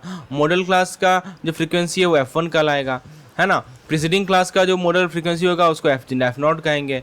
F2 क्या होगा? सक्सीडिंग क्लास का होगा। बस फॉर्मूला में पुट करना है, समझे। मेरिट क्या है मोड का? कैलकुलेट करना आसान होता है, सैम्पलिंग फ्लक्चुएशन से कम इफेक्टेड होता है। यहाँ पे हमें मैक्सिमम कंसंट्रेशन का जो पॉइंट है बस उसको ही जानकारी हमें चाहिए, राइट। लेकिन डिमेरिट ये है कि ये सारे ऑब्जर्वेशन को यूज नहीं करता है और ऑलरेडी ट्रीटमेंट के लिए ये यूजफुल भी नहीं है और ये अच्छा रिप्रेजेंटेटिव मेजर नहीं प्रोवाइड करता है। ये सभी डिमेरिट्स है मोड के। तो अब देखिए मीन मीडियन मोड में क्या रिलेशन होता है कि मोड बराबर 3 टाइम्स मीडियन - 2 टाइम्स मीन। अब हम बात करते हैं मेजर ऑफ डिस्पर्सन की। तो मेजर ऑफ डिस्पर्सन क्वान्टिफाई करता है कि हमारा जो डेटा पॉइंट है वो कितना ज़्यादा स्प्रेड है, उसका कितना वेरिएबल है अराउंड अ सेंट्रल टेंडेंसी। तो ये हमें इंसाइट प्रोवाइड करेगा कि how much individual data point deviate from average और सेंट्रल वैल्यू। तो सबसे पहला हम लोग रेंज की बात करते हैं। 4 एब्सोल्यूट मेजर होता है डिस्पर्सन का। रेंज हमें यदि निकालना है तो मैक्सिमम - मिनिमम कर लीजिए। जैसे आपके पास मान लीजिए डेटा पॉइंट ये सभी है, तो मैक्सिमम वैल्यू 22 है और मिनिमम वैल्यू हमारा 15 है, तो रेंज हमारा 7 आ जाएगा। एक होता है कोएफिशिएंट ऑफ रेंज, तो क्या करना है, max minus mean upon max plus mean, समझे, तो ये हमारी कोएफिशिएंट ऑफ रेंज दे देगा। तो रेंज में दो चीज़ याद रखिए, रेंज कैसे निकालते हैं और कोएफिशिएंट ऑफ रेंज कैसे निकालते हैं। दूसरा है हमारा quartile deviation and coefficient of quartile deviation. मैंने आपको क्वार्टाइल क्या होता है अभी मैंने समझाया था, ठीक है ना। जैसे डेटा, किसी भी डेटा सेट को आप 4 इक्वल हिस्से में डिवाइड करते हैं, उसको क्वार्टाइल बोलते हैं। तो Q1, Q2, Q3, तो Q3 माइनस Q1 अपॉन 2 हमारा डेविएशन बताता है। Q1 क्या हमारा फर्स्ट क्वार्टाइल है, Q3 क्या हमारा थर्ड क्वार्टाइल है। और यदि आपको कोएफिशिएंट निकालना है क्वार्टाइल डेविएशन का, तो Q3 माइनस, जैसे हमने अभी कोएफिशिएंट ऑफ रेंज देखा था ना, maximum minus minimum upon maximum plus minimum, उसी तरह Q3 minus Q1 upon Q3 plus Q1। तो क्वार्टाइल डेविएशन का मेरिट क्या है, कैलकुलेट करना आसान है और समझना भी आसान है, राइट, और एक्सट्रीम वैल्यू से अफेक्टेड नहीं होता है। डीमेरिट क्या है कि सारी ऑब्जर्वेशन बेस्ड नहीं होता है, फर्दर ट्रीटमेंट के लिए कैपेबल नहीं है। एक होता है हमारा मीन डेविएशन और coefficient of mean deviation. Mean deviation कैसे निकलेगा, तो यदि हमारा अनग्रुप डेटा हो तो summation of xi minus mean upon n, ठीक है, ये हमें md देगा। और इसी md को हम यदि मीन से डिवाइड कर देंगे तो हमें कोएफिशिएंट ऑफ md मिलेगा। जैसे मान लीजिए एग्जांपल के तौर पर आपके सामने कुछ डेटा दे रखा है, तो हमें इसका यदि मीन डेविएशन निकालना है, तो मीन तो निकालना आपको आता है, राइट। मीन कैसे निकालते हैं, आपको मीन निकालना तो आता है ना, ठीक है। तो मीन कितना निकला, पहले मीन निकालिए, क्योंकि यहाँ पे x1 जो है ना, x1 तो ठीक है, मीन से माइनस करना पड़ेगा ना। तो देखिए आपने मीन निकाल लिया 50। अब क्या करना है कि पहले मॉडुलस डाल लीजिए। मॉडुलस डालना इसलिए है क्योंकि नेगेटिव को हम अवॉइड कर रहे हैं। तो 12 minus 50 plus 20 minus 50 plus 39 minus 50 plus 46 minus 50 plus 54 minus 50 plus 61 minus 50, मतलब जितना भी डेटा है ना सबको आप मीन से माइनस कीजिए इंडिविजुअली और सबको जोड़िए और डिवाइडेड बाय n कर दीजिए। n क्या है हमारा, नंबर ऑफ डेटा, तो आपको मिल जाएगा मीन डेविएशन। नाम ही रखा है ना डेविएशन, यानी मीन से हमारा ये डेटा पॉइंट कितना डेविएट कर रहा है, दैट्स द पॉइंट, कितना डेविएट कर रहा है 20.75। और यदि आपको कोएफिशिएंट निकालना है तो 20.75 को आप डिवाइड कर दीजिए मीन से, राइट, तो आपको मिल जाएगा डेविएशन। तो कोएफिशिएंट याद रखना बहुत आसान है। क्यों ये आसान है, क्योंकि सबसे पहले जो हमने अभी डिस्कस किया था, first of all what we have discuss is regarding the जैसे क्वार्टाइल डेविएशन हमने डिस्कस किया, तो यहाँ पे क्या किया, Q1 प्लस Q3 किया ना। इससे पहले हमने क्या किया था, रेंज निकाला, तो उसका क्वार्टाइल डिनोमिनेटर क्या था, मैक्स प्लस मीन था। और यहाँ पे हम क्या कर रहे हैं, सभी का मीन ले रहे हैं, ये पॉइंट समझिए, ठीक है। तो कोएफिशिएंट निकालना काफ़ी आसान है। अब यदि ग्रुप डेटा हो तो वहाँ क्या करेंगे, तो ग्रुप डेटा हो तो वहाँ भी आसान है हमारे पास मीन निकालना। अभी मैंने आपको बताया था ना कि यदि हमारे पास ग्रुप डेटा हो तो मीन कैसे निकालते हैं, fi summation of fi upon summation of fi। याद है कि नहीं याद है, याद होगा आपको। अब जब आप मीन निकाल लेंगे तो फिर क्या करना है, फिर तो हमें मीन से डेविएशन को देखना है, राइट, तो सभी को फिर जोड़ना है, उसी प्रकार से कैलकुलेट करना है। अब मीन डेविएशन मीन से निकाल सकते हैं, मीडियन से निकाल सकते हैं या मोड से निकाल सकते हैं, ठीक है, तीनों से निकाला जा सकता है। तो अब हम बात करते हैं स्टैंडर्ड डेविएशन की और कोएफिशिएंट ऑफ वेरिएशन की। तो स्टैंडर्ड डेविएशन को निकालना है यदि अनग्रुप डेटा के लिए, तो देखिए इसका पहले स्टेप बाय स्टेप समझिए स्टैंडर्ड डेविएशन कैसे निकाला जाएगा। कि सबसे पहले आपके पास जो डेटा पॉइंट है ना उसका आप मीन निकाल लीजिए। मीन निकाल लिया आप, ठीक है। अब आप क्या कीजिए कि प्रत्येक डेटा पॉइंट को, जैसे मान लीजिए xi है, उसको मीन से माइनस कीजिए, समझे, ये कर लेंगे आप, ठीक है। उसके बाद आप क्या करेंगे कि प्रत्येक डेटा पॉइंट का मीन से माइनस कीजिए, फिर एक कॉलम बनाइए, सभी का स्क्वायर निकालिए। स्क्वायर निकाल लेंगे आप, बिल्कुल कर लेंगे, फिर सभी को जोड़ दीजिए और फिर क्या कीजिए, n से डिवाइड कीजिए, फिर अंडर रूट ले लीजिए। इसको मैं आपको एग्जांपल लेके समझाता हूँ। जैसे मान लीजिए डेटा पॉइंट है 1 2 3 4 5 6, मान लीजिए एग्जांपल के तौर पर। सबसे पहले आपने क्या किया, मीन निकाल लिया।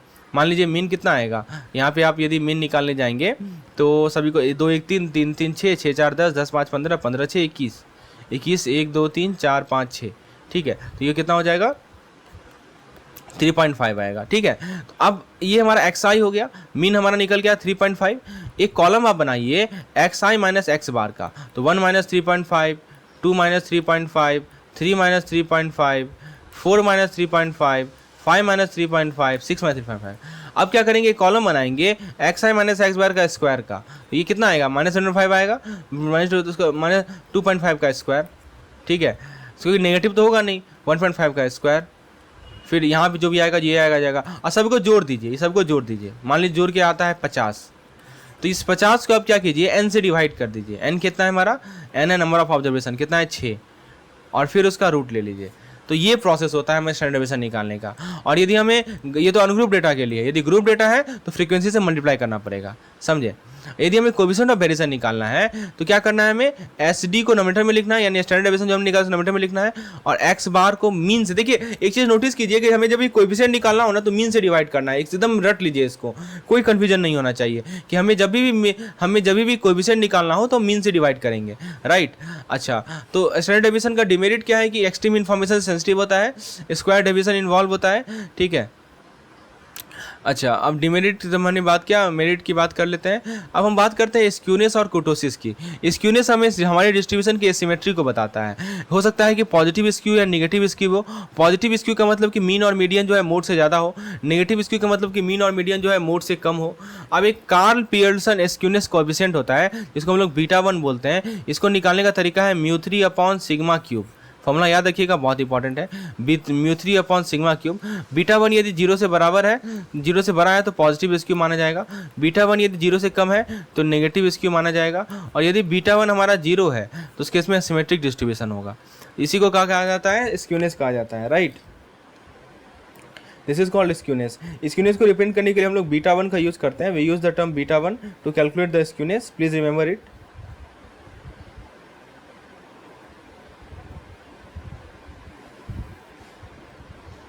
तो स्क्यूनेस में क्या है, beta 1 greater than 0 positive skew, beta 1 less than 0 negative skew, beta 1 equal to 0 symmetric distribution. एक होता है हमारा कुर्टोसिस। कुर्टोसिस हमारा पीकनेस बताता है, फ्लैटनेस बताता है डिस्ट्रीब्यूशन टेल का। कुर्टोसिस मेजर्स द पीकनेस और flatness of the distribution tail. तो इसमें एक होता है मेसोकोटिक, एक होता है लैप्टोकोटिक, एक होता है प्लेटिकोटिक। मेसोकोटिक का मतलब कि हमारा सिमिलर पीक होगा नॉर्मल डिस्ट्रीब्यूशन जैसा। लैप्टोकोटिक में हायर पीक होता है, टेल्स फैटर होता है, और प्लेटोकोटिक में लोअर पीक होता है, थिनर टेल होता है, ठीक है। कुर्टोसिस कोएफिशिएंट का डिनोट करना है तो μ4/σ4 से आप डिनोट कर सकते हैं, सिग्मा टू द पावर 4। तो बीटा 2 यदि ग्रेटर देन 0 होगा लैप्टोकोटिक होगा, लेस देन 0 होगा प्लेटोकोटिक होगा, इक्वल टू 0 का मेसोकोटिक होगा। इसका मेरिट क्या है, ये आपको शेप ऑफ डिस्ट्रीब्यूशन के बारे में बताएगा, डेटा करेक्टनेस को एनालाइज करने में यूजफुल होता है, लेकिन ये एक्सट्रीम वैल्यू से सेंसिटिव होता है और आपको हायर मोमेंट का कैलकुलेशन चाहिए होता है इसके लिए।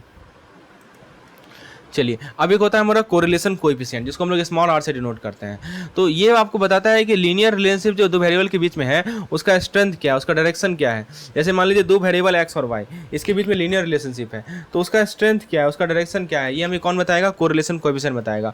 और कोरिलेशन कोएफिशिएंट निकालने का सिंपल सा तरीका होता है covariance x y upon s x into x y, ठीक है। कोवेरिएंस जानते ही हैं, एक्स और वाई के बीच का कोवेरिएंस, और एस एक्स एक्स वाई क्या होता है, एक्स और वाई का स्टैंडर्ड डेविएशन है। एक्स का स्टैंडर्ड डेविएशन एक्स एक्स है, वाई का स्टैंडर्ड डेविएशन एक्स वाई है। और स्टैंडर्ड डेविएशन कैसे निकाला जाता है अभी मैंने आपको बताया था। आर का वैल्यू -1 से +1 के बीच में होगा। आर जब 1 होगा तो परफेक्ट पॉजिटिव कोरिलेशन होगा, आर -1 है तो परफेक्ट नेगेटिव कोरिलेशन है, आर 0 है तो कोई हमारा लीनियर कोरिलेशन नहीं होगा, राइट। तो हम यदि स्टेप देखते हैं कैसे कोरिलेशन कोएफिशिएंट निकाला जाए। सबसे पहले हम लोग कोवेरिएंस निकालेंगे एक्स और वाई का। कैसे निकालेंगे, 1/n summation of x i minus x bar into y i minus y bar. इसको टेबुलर फॉर्मेट में निकाला जाएगा, ज़्यादा बेहतर होगा। एक्स बार और वाई बार जो है मीन होता है एक्स और वाई का, एन हमारा नंबर ऑफ ऑब्जर्वेशन है।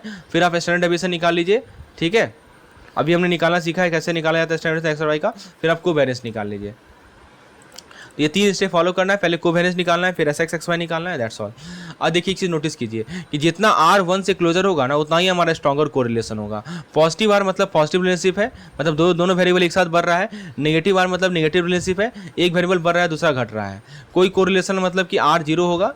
जैसे मान लीजिए कोवेरिएंस एक्स वाई दे रखा है, वेरिएशन देखिए एक चीज़ नोटिस कीजिए कि जो वार होता है ना वो एस एक्स का स्क्वायर होता है, ठीक है। तो यदि आपको बाहर वेरिएंस दिया रहा है और स्टैंडर्ड डेविएशन निकालना है तो अंडर रूट कर लीजिए, समझे। आर निकाल सकते हैं आप आसानी से। चलिए, अब ये तो मैंने आपको बता दिया। अच्छा, और एक चीज़ और ध्यान रखिए कि रिग्रेशन एनालिसिस की बात करते हैं। रिग्रेशन में पर्पस ये होता है कि हम एक वेरिएबल को प्रेडिक्ट करें। जैसे मान लीजिए डिपेंडेंट वेरिएबल वाई है, उसे प्रेडिक्ट करें based on independent variable x. इसको निकालने का तरीका है y equal to a plus b x. ये फॉर्मूला होता है हमारा। b क्या होता है, स्लोप होता है किसका, लाइन का। ये इंडिकेट करता है डायरेक्शन और steepness. b is the slope of the line, it indicate the direction and steepness. और a क्या होता है, हमारा इंटरसेप्ट होता है कि लाइन जहाँ पे y एक्सिस को इंटरसेक्ट करेगा, इसको हम लोग a बोलते हैं। तो b निकालना है तो क्या करना है आपको, कोवेरिएंस एक्स वाई ले लीजिए अपॉन सिग्मा एक्स का स्क्वायर ले लीजिए, तो आपको b मिल जाएगा। कोवेरिएंस एक्स वाई कोवेरिएंस होता है, एक्स एक्स हमारा स्टैंडर्ड डेविएशन होता है एक्स का, राइट। और ए निकालना है तो वाई बार माइनस बी टाइम्स एक्स बार ले लीजिए, ठीक है। और यहाँ एक्स बार वाई बार क्या है, मीन है, ठीक है। जैसे मान लीजिए कि आपको कोवेरिएंस एक्स वाई दे रखा है, इतना एक्स बार दे रखा है, वाई बार दे रखा है, एक्स एक्स दे रखा है, ठीक है। तो बी निकालना है तो क्या करना है हमें, बी निकालना है तो covariance x y upon s x का स्क्वायर, ठीक है। तो बी निकल जाएगा। ए निकालना है तो हम क्या करेंगे कि ए is equal to x bar, ठीक है। ए इज इक्वल टू, आप बी निकाल लिए ना, तो ए निकालना है एक्स बार माइनस वाई बार माइनस बी टाइम्स एक्स बार। वाई बार कितना है 61 माइनस बी टाइम्स एक्स बार। तो ये दो फॉर्मूला को याद रखेंगे, बहुत इंपॉर्टेंट फॉर्मूला है, राइट। अब यदि हमें स्टैंडर्ड एरर ऑफ एस्टिमेट निकालना है तो ये बताता है कि जो प्रेडिक्शन रेग्रेशन लाइन के द्वारा किया गया वो कितना एक्यूरेट है। इसको निकालने का तरीका होता है स्टैंडर्ड एरर का summation of y i minus y i bar का स्क्वायर अपॉन एन माइनस 2 का अंडर रूट। यहाँ पे वाई आई क्या है हमारा, वाई का ऑब्जर्व वैल्यू, जो हमने ऑब्जर्व किया वाई का वैल्यू, रेग्रेशन एनालिसिस यही तो करते हैं हम लोग, वाई का वैल्यू ही तो ऑब्जर्व करते हैं। तो वाई का ये हमारा रेग्रेशन एनालिसिस की तरह ऑब्जर्व वैल्यू है, राइट। और उसके बाद वाई यहाँ प्रेडिक्टेड वैल्यू है वाई का रेग्रेशन एनालिसिस के बारे में से, और एन क्या है हमारा नंबर ऑफ ऑब्जर्वेशन। इस प्रकार से हम लोग स्टैंडर्ड एरर निकालते हैं एस्टिमेट का, ठीक है। तो ये फॉर्मूला को हमें यूज करना है। जैसे यहाँ पे देखिए एग्जांपल के तौर पर n हमें 7 दे रखा है, एस वाई स्क्वायर हमें इतना दे रखा है, एस एक्स वाई इतना दे रखा है, एस वाई इतना दे रखा है। तो रेग्रेशन इक्वेशन को, ये हमारा रेग्रेशन इक्वेशन आ रहा है। तो हमें ऐसे यदि निकालना हो तो क्या करेंगे हम लोग, तो वाई आई निकालिए प्रत्येक एक्स आई का ये फॉर्मूले के माध्यम से, ठीक है। और फिर Y i minus Y square compute कीजिए प्रत्येक पेयर ऑफ वाई आई के लिए, और फिर सबको सम कीजिए। इस प्रकार से आपको ये कैलकुलेट करना पड़ेगा, राइट। चलिए, तो यहाँ पे देख सकते हैं x 42 है तो वाई आई कितना होगा, x 44 है तो वाई 2 कितना होगा, x 48 है तो सभी के x के कॉरस्पॉन्डिंग हम लोग y1 y2 y3 y4 निकालेंगे। फिर हमारा जो ये एक्चुअल y1 है और जो हमने y1 स्क्वायर सभी का माइनस करके स्क्वायर निकालेंगे, फिर सभी को जोड़ेंगे, ठीक है। और फिर क्या करेंगे n-2 से डिवाइड करेंगे तो हमें स्टैंडर्ड एरर मिलेगा, समझिए। अच्छा, वेरिएशन की यदि हम बात करें टाइम सीरीज में वेरिएशन की, तो पहला आता है हमारा सेकुलर ट्रेंड। सेकुलर ट्रेंड हमारा लॉन्ग टर्म ग्रेजुअल और सस्टेन मूवमेंट को रिप्रेजेंट करता है टाइम सीरीज का ओवर एक्सटेंडेड पीरियड, ठीक है। ये इंडिकेट करता है किस डायरेक्शन में डेटा जो है सालों से मूव कर रहा है, ये कहलाता है हमारा सेकुलर ट्रेंड, राइट। उसके बाद जो हमारा नेक्स्ट पॉइंट है वो है हमारा, जैसे मान लीजिए कि CPI कंज्यूमर प्राइस इंडेक्स में स्टेडी इंक्रीज हो रहा है सेवरल डिकेड में, चाहे हमारा क्लासिक ये डिस्पाइट शॉर्ट टर्म फ्लक्चुएशन, ये हमारा सेकुलर ट्रेंड का क्लासिक एग्जांपल है। तो सेकुलर ट्रेंड का मतलब समझ में आया आपको कि long term gradual and sustain movement of time series. अब उसके बाद मान लीजिए कि साइक्लिक फ्लक्चुएशन क्या होता है वो देखिए। साइक्लिक फ्लक्चुएशन क्या होता है कि मतलब कि ये रेपिटेटिव होगा लेकिन ये रेगुलर मूवमेंट नहीं होता है अलॉन्ग द सेकुलर ट्रेंड। मतलब ये फ्लक्चुएशन जो है एक साल से या कम के लिए लास्ट करेगा। जैसे मान लीजिए कि हमारे इकोनॉमिक इंडिकेटर में अप हुआ डाउन हुआ, अप हुआ डाउन हुआ, जो कि एक्सपेंशन पीक कॉन्ट्रैक्शन ट्रफ इसको फॉलो करता है, ये कहलाता है हमारा साइक्लिकल फ्लक्चुएशन। तीसरा होता है हमारा सीजनल वेरिएशन, यानी रेगुलर पैटर्न होता है फ्लक्चुएशन का जो कि एक साल के अंदर होगा, और ये सीजनल फैक्टर जैसे कि वेदर, हॉलीडे या कस्टम से अफेक्टेड होगा, इसे कहते हैं हम लोग सीजनल वेकेशन, ठीक है। जैसे मान लीजिए कि रिटेल सेल बढ़ गया हॉलीडे के सीजन के दौरान, या हायर एनर्जी कंजम्पशन हो रहा है, विंटर वेरिएशन, ये सभी पॉइंट्स हैं। कुछ होता है हमारा इरेगुलर वेरिएशन। इरेगुलर वेरिएशन में क्या होता है कि इसे हम लोग रेजिडुअल वेरिएशन भी बोलते हैं। ये अनप्रेडिक्टेबल फ्लक्चुएशन होता है टाइम सीरीज में जो कि कंसिस्टेंट पैटर्न या साइकिल को फॉलो नहीं करता है। जैसे मान लीजिए कि स्टॉक प्राइस में सडनली स्पाइक हो गया, सडनली डिप हो जाए, ठीक है। तो एग्जाम्पल के तौर पर जैसे मान लीजिए कि number of ship loaded in harbour, तो 2015, 16, 17, 18, 19, 20, 21 नंबर ऑफ शिप लोडेड कितना है हमारा ये, ठीक है। ये सभी हमारे शिप लोडेड के हैं। तो अब इसमें एनालाइज कीजिए, यदि आप डेटा को एनालाइज कीजिए, ठीक है, 98,105, तो आप नोटिस करेंगे कि क्लियरली इंक्रीजिंग ट्रेंड है। आप देखिए ना, पहले 98 था, 105 हुआ, 116 हुआ, 119 हुआ, 135, इंक्रीजिंग ट्रेंड है, राइट। तो ये सजेस्ट कर रहा है कि हमारा मैरीटाइम एक्टिविटी में लॉन्ग टर्म इंक्रीज हुआ है। साइक्लिकल फ्लक्चुएशन, यदि मान लीजिए कि इकोनॉमिक साइकिल होता है जो कि मैरीटाइम ट्रेड को अफेक्ट करता है तो साइक्लिकल फ्लक्चुएशन आता। सीजनल में क्या होता है कि बिना स्पेसिफिक सीजनल डेटा का ये आइडेंटिफाई करना डिफिकल्ट है। तो हिस्टोरिकल इवैल्यूएशन ना पास्ट ट्रेंड को समझने से क्या होता है कि हम प्रीवियस पॉलिसीज और डिसीजन के इफेक्टिवनेस को समझ सकते हैं, और फिर पास्ट ट्रेंड एक बेसिस की तरह काम करता है फ्यूचर सिनेरियो को प्रोजेक्ट करने के लिए। अब एक पॉइंट है यहाँ पे बताया जा रहा है कंपोनेंट सेपरेशन। तो ट्रेंड को दूसरे वेरिएशन से सेपरेट करना, एक क्लियर अंडरस्टैंडिंग प्रोवाइड करेगा अंडरलाइंग पैटर्न को। एनालिटिकल टेक्निक है हमारे पास रिग्रेशन एनालिसिस। तो हम जो है जैसे दो वेरिएबल के बीच के रिलेशनशिप को एनालाइज करते हैं, वैसे ही टाइम सीरीज रिग्रेशन को यूज करता है ताकि एक लाइन को फिट करे डेटा पॉइंट में ओवर द टाइम। तो जब देखिए जब हम टाइम सीरीज डेटा स्पैनिंग वैसे टाइम सीरीज को साथ डील कर रहे हैं जिसका डेटा मल्टीपल ईयर को स्पैन कर रहा है, तो कोडिंग क्या करता है, सिंप्लीफाई करता है कंप्यूटेशन को। हम टाइम सीरीज को इसके मीन के क्रॉस सेंटर करते हैं। इसके अंदर क्या करते हैं कि हम लोग मीन को सबट्रैक्ट करते हैं प्रत्येक टाइम पॉइंट से, ताकि कॉम्प्लिकेशन को हम अवॉइड कर सके लार्ज नंबर से और फ्रैक्शन से, राइट। ये पॉइंट है। जैसे एग्जांपल के तौर पर मान लीजिए कि हमारे पास डेटा है नंबर ऑफ शिप का, जो कि हार्वर्ड में लोड किया गया था 14 से लेकर 21 तक। तो हमने क्या किया, उसका मीन के निकाला 18। तो 18 से हमने सबको कोडिंग किया, तो कैलकुलेशन हमारा स्ट्रीमलाइन हो गया। जैसे 2024 जो है ना वो कोडेड हो गया -3.5, मतलब सभी को कोडेड निकाला हमने, ठीक है। 2021 कोड हो गया +3.5। तो इससे क्या हुआ कि हमारा मैथमेटिकल ऑपरेशन आसान हुआ। कैरेक्टरिस्टिक्स क्या है, सीजनल पैटर्न रिपीट होता है फिक्स पीरियड में। हम लोग सीजनल पैटर्न की बात कर रहे हैं। प्रेडिक्टेबल है, शॉर्ट टर्म इम्पैक्ट होता है। सीजनल पैटर्न का जो है हमारा शॉर्ट टर्म इम्पैक्ट होता है। यदि सीजनल पैटर्न को हमें एनालाइज करना है तो पहले हिस्टोरिक डेटा को एनालाइज किया जाएगा, ताकि देखा जाए कि सीजनल साइकिल कब कब रेकर हो रहा है। फिर हमें फ्यूचर पैटर्न को प्रेडिक्ट करना है, फिर हमें डिसेंट्रलाइज करना पड़ेगा। तो सबसे पहले हम हिस्टोरिकल डेटा को देखते हैं कि रेकरेंट कहाँ कहाँ हुआ है। फिर हम जैसे सीजनल पैटर्न आइडेंटिफाई कर लिए तो हम फोरकास्ट कर सकते हैं फ्यूचर वेरिएशन को। फिर हम क्या करते हैं, डिसेंट्रलाइज करते हैं। डिसेंट्रलाइज के अंदर क्या होता है कि जो हमारा डिसेंट्रलाइज का मीनिंग ये होता है कि हमारा जो सीजनल इफेक्ट है उसे रिमूव करते हैं डेटा से, ताकि अंडरलाइंग ट्रेंड को और इरेगुलरिटी को आइसोलेट कर सकें। इसके लिए हम लोग RMA को यूज़ करते हैं, ratio two moving average method को यूज़ करते हैं। प्रत्येक डेटा पॉइंट को मूविंग एवरेज से डिवाइड किया जाता है अपने कॉरस्पॉन्डिंग सीजन का, ताकि हम सीजनल इंडेक्स को डिराइव कर सकें, ठीक है ना। इसको बोलते हैं डिसेंट्रलाइजेशन। तो मतलब कि सीजनल इफेक्ट को यदि हमें रिमूव करना है डेटा से, सीजनल इफेक्ट को रिमूव करना है डेटा से, तो हम डिसेंट्रलाइजेशन को यूज़ करते हैं। और प्रत्येक डेटा पॉइंट को डिवाइड किया जाता है moving average of it corresponding season two divide seasonal index. और फिर नॉर्मलाइजेशन के लिए जो इंडेक्स होता है उसे सेंट्राइज किया जाता है बेस वैल्यू में, ठीक है। तो जो वैल्यू 100 के ऊपर है वो इंडिकेट करेगा period with high activity compare to seasonal average, और जो हमारा 100 के नीचे है तो वो हमें क्या इंडिकेट करेगा, लोअर एक्टिविटी। तो इसका इंपॉर्टेंस क्या है बिजनेस प्लानिंग में, फॉर एक्यूरेसी को फोरकास्ट करने में और पॉलिसी मेकिंग में। यहाँ पे हमारा इसका यूज होता है। हम लोग बात कर रहे हैं RMA का, ratio two moving average method. मतलब प्रत्येक डेटा पॉइंट को मूविंग एवरेज से डिवाइड करते हैं इसके कॉरस्पॉन्डिंग सीजन का, इससे हमें सीजनल इंडेक्स मिलता है। फिर हम उसे नॉर्मलाइज करते हैं। अब एक होता है हमारा साइक्लिकल वेरिएशन। साइक्लिकल वेरिएशन का कैरेक्टरिस्टिक क्या है कि लॉन्ग पीरियड फ्लक्चुएशन होता है। Cyclical component multiple year Spain करता है। पीरियोडिक अपस्विंग और डाउन स्विंग होता है। ट्रेंड पर इन्फ्लुएंस होता है। सीजनल वेरिएशन रिपीट होता है एक साल के अंदर, जबकि साइक्लिकल चेंज लॉन्ग ड्यूरेशन में होता है। पैटर्न को आइडेंटिफाई करना, हिस्टोरिकल डेटा को एनालाइज करने से हम साइक्लिकल पैटर्न को आइडेंटिफाई कर सकते हैं, जो कि हमारे इकोनॉमिक या बिजनेस साइकिल को इंपैक्ट करेगा। इसका एनालिसिस करने के लिए पहला तरीका होता है हमारा रेसिडुअल मेथड। तो साइक्लिकल वेरिएशन को कंप्यूट किया जाता है percentage of the trend by dividing actual observe data by the trend predicted data. तो एक्चुअल ऑब्जर्व डेटा हमारा Y है, ट्रेंड प्रेडिक्टेड डेटा हमारा Y बार है, इसका परसेंटेज निकालेंगे तो हमें मिलेगा रेसिडुअल मेथड का यूज। एक होता है हमारा रिलेटिव साइकिल रेसिडुअल।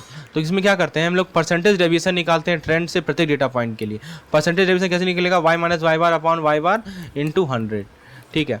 तो यदि पॉजिटिव वैल्यू आ रहा है मतलब कि डेटा पॉइंट हमारा ट्रेंड से ऊपर है, नेगेटिव वैल्यू मतलब कि डेटा पॉइंट हमारा ट्रेंड से नीचे है। अब दो मेथड मैंने बताया, एक रेसिडुअल मेथड बताया, एक आपको मैंने बताया रिलेटिव साइकिल रेसिडुअल मेथड, ठीक है। अब देखिए साइक्लिकल वेरिएशन को एट्रीब्यूट कर सकते हैं नोन फैक्टर को, जैसे इकोनॉमिक साइकिल या कुछ अननोन फैक्टर होते हैं जो कि हमारे ट्रेंड को इन्फ्लुएंस करते हैं, राइट। तो ये पॉइंट को समझना बहुत ज़रूरी है। हमने सीजनल वेरिएशन की बात की, हमने बात की कि मूविंग एवरेज में कैसे निकालते हैं, ठीक है। तो देखिए मूविंग एवरेज में ये कैसे निकाला जाता है, मान लीजिए कि एवन पीरियड है जैसे कि क्वार्टर है, तो सेंटरिंग जरूरी होता है ताकि हम डेटा को स्मूथ आउट करें।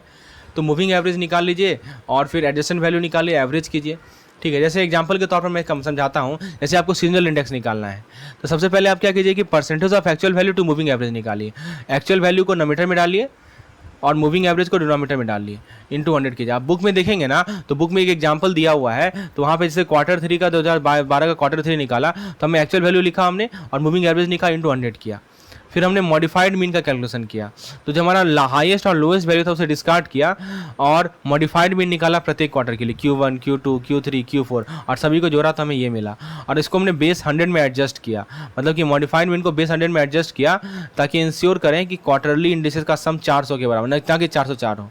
तो हमने क्या किया, 400/404 किया, तो एडजस्टमेंट कॉन्स्टेंट हमारा निकला 0.9899, ठीक है। और फिर हमने क्या किया कि सभी को 0.9899 से मल्टीप्लाई किया, Q1 को, Q2 को, Q3 को, Q4 को, ठीक है। समझ में आ रहा है। तो कॉरस्पॉन्डिंग हमने एडजस्टेड इंडिसेस निकाले। सीजनल वेरिएशन को हटाने के लिए, जिसको हम लोग डिसेंट्रलाइज बोलते हैं, एक्चुअल वैल्यू को सीजनल इंडेक्स से डिवाइड किया हमने, ठीक है। एक्चुअल वैल्यू हमारा कितना था वो आप बुक में देखेंगे तो 1861 दिया हुआ है, हमारा डिसेंट्रलाइज कितना निकला 90.03, इसका परसेंटेज निकाला हमने। तो डिसेंट्रलाइज वैल्यू हमें ट्रेंड, साइक्लिकल और इरेगुलर कंपोनेंट ही दर्शाता है, ठीक है।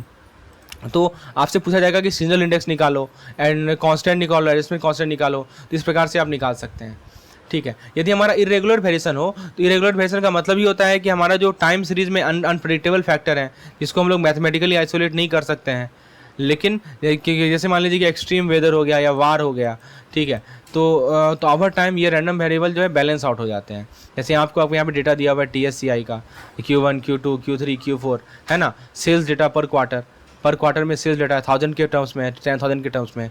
Q1 में आप मीन निकालेंगे, सबका मीन निकालना आता है ना आपको, मॉडिफाइड मीन निकालिए, Q2 का मॉडिफाइड मीन निकालिए, Q3 का निकालिए, Q4 का निकालिए, फिर सम निकालिए मॉडिफाइड मीन का, एडजस्टिंग फैक्टर निकालिए, फिर सीजनल इंडेक्सेस निकालिए, और डिसेंट्रलाइज सेल निकालने के लिए actual into seasonal index upon 100 कीजिए, ठीक है। तो इस प्रकार से आप जो है ट्रेंड लाइन कैलकुलेट करने के लिए मीन, स्लोप, ट्रेंड लाइन निकालिए, ट्रेंड वैल्यू निकालिए, ठीक है।